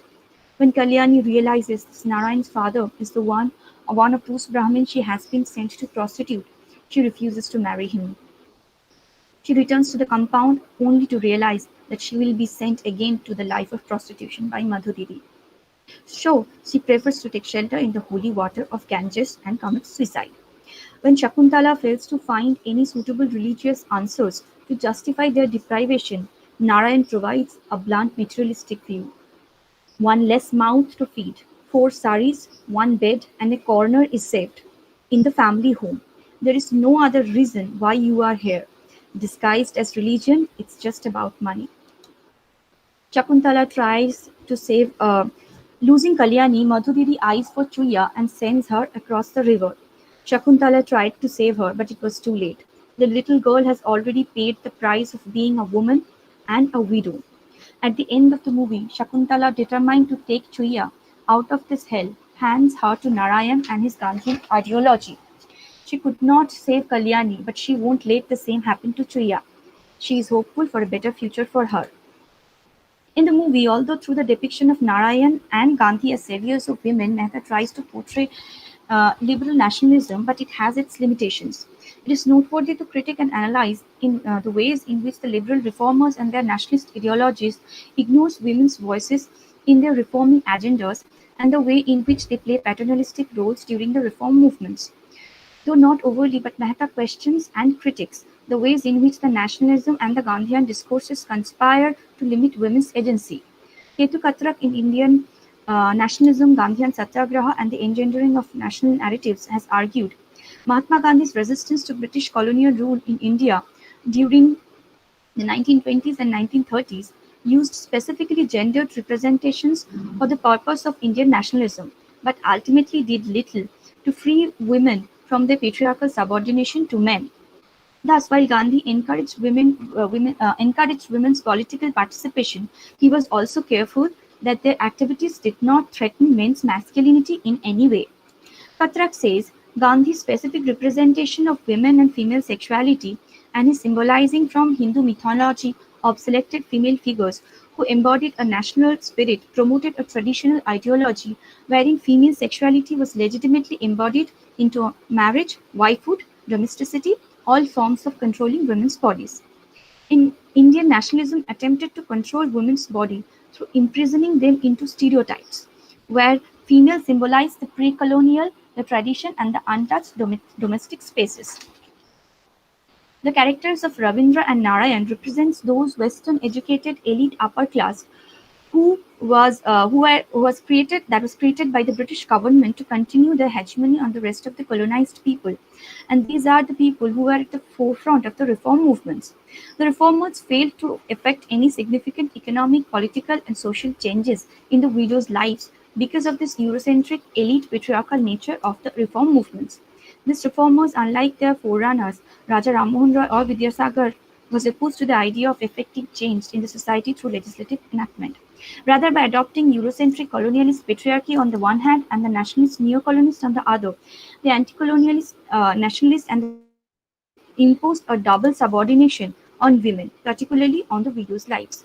Mahatma shows the deprivations of the widows and their lack of participation in the reform movement as they were denied of any position to voice their protest. Uh, as Partha Chatterjee says, and I quote, the nationalist discourse is a discourse about women. Women do not speak here. It is a discourse which assigns to women a place, a sign, an objectified value. Women here are not subjects with a will or a consciousness. The women's status is best understood by Partha Chatterjee's analysis of nationalist ideology that separated the domain of culture into two categories, the material and the spiritual. The world of technology, statecraft, economic organization formed the material domain, and it was important for India at that time to adopt these European technical and political strategies for the advancement of the country in different sectors. But at the same time, Indian nationalism decided to keep the spiritual identity as Indian, to prove their superiority to the West, and branded it as the essence of Indian culture. Thus, there was a separation between the outer public sphere and the inner private space, where the outer public domain acquired the material aspect of Western civilization, and the inner private space was considered as the one's inner spiritual space, self, one's true identity. Partha Chatterjee in the Nationalist Resolution of the Women's Question refers to this home-world dichotomy. Women were assigned the responsibility of retaining and sustaining the spiritual essence of national life, along with acquiring literacy and techniques of modern housekeeping, whereas men were expected to learn the ways of the world. On the position of women, especially, there was no autonomous struggle by women themselves to change relations within or outside the family. The social ostracism and isolation that they had to face drove them to a limited control emancipation of wives as a personal necessity for survival in a hostile social world. Partha Chatterjee argues that the relative unimportance of the women's question in the last decade of the 19th century is not to be explained by the fact that it had been censored out of the reform agenda or overtaken by the more pressing and emotive issues of political struggle. In his view, nationalism resolved the women's question in complete accordance with their preferred goals. The ashram is shown to have a complex set of rules reflecting the society's hypocrisy. The men are not allowed here, so that the purity of the widows can be retained, but pimp like Gulabi is welcomed by Madhuridi. The ashram, projected as the safe haven for them, becomes a place of exploitation. As Shankar Jain points out, the house and the body are interlinked. House, body, and the mind are in continuous interplay. The physical structure, furnishing, social conventions, and mental images influences the activities and ideas which unfold within its boundaries. The dark broken structure of the ashram reiterates the lack of any hope in their lives. They had to embrace the gendered roles assigned to them by the upper class religious patriarchy and live a life of segregation from the mainstream society.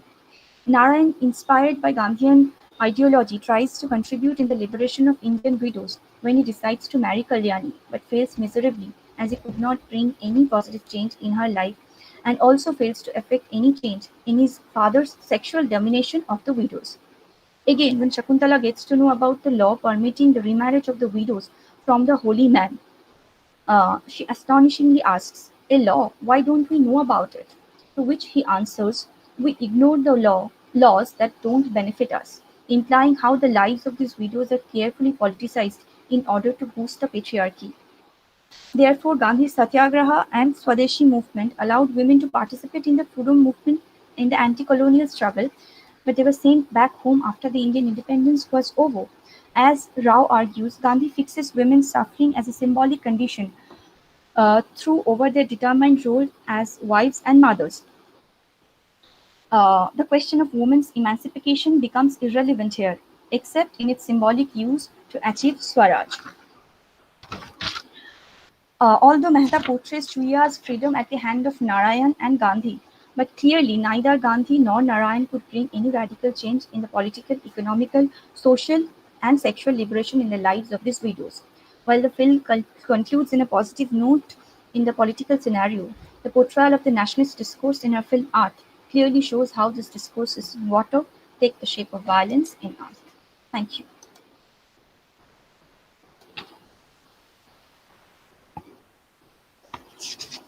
Thank you, Ms. Sudipta Bagh. It was a very nice presentation, and the topic was very interesting because it spoke a lot about widowhood.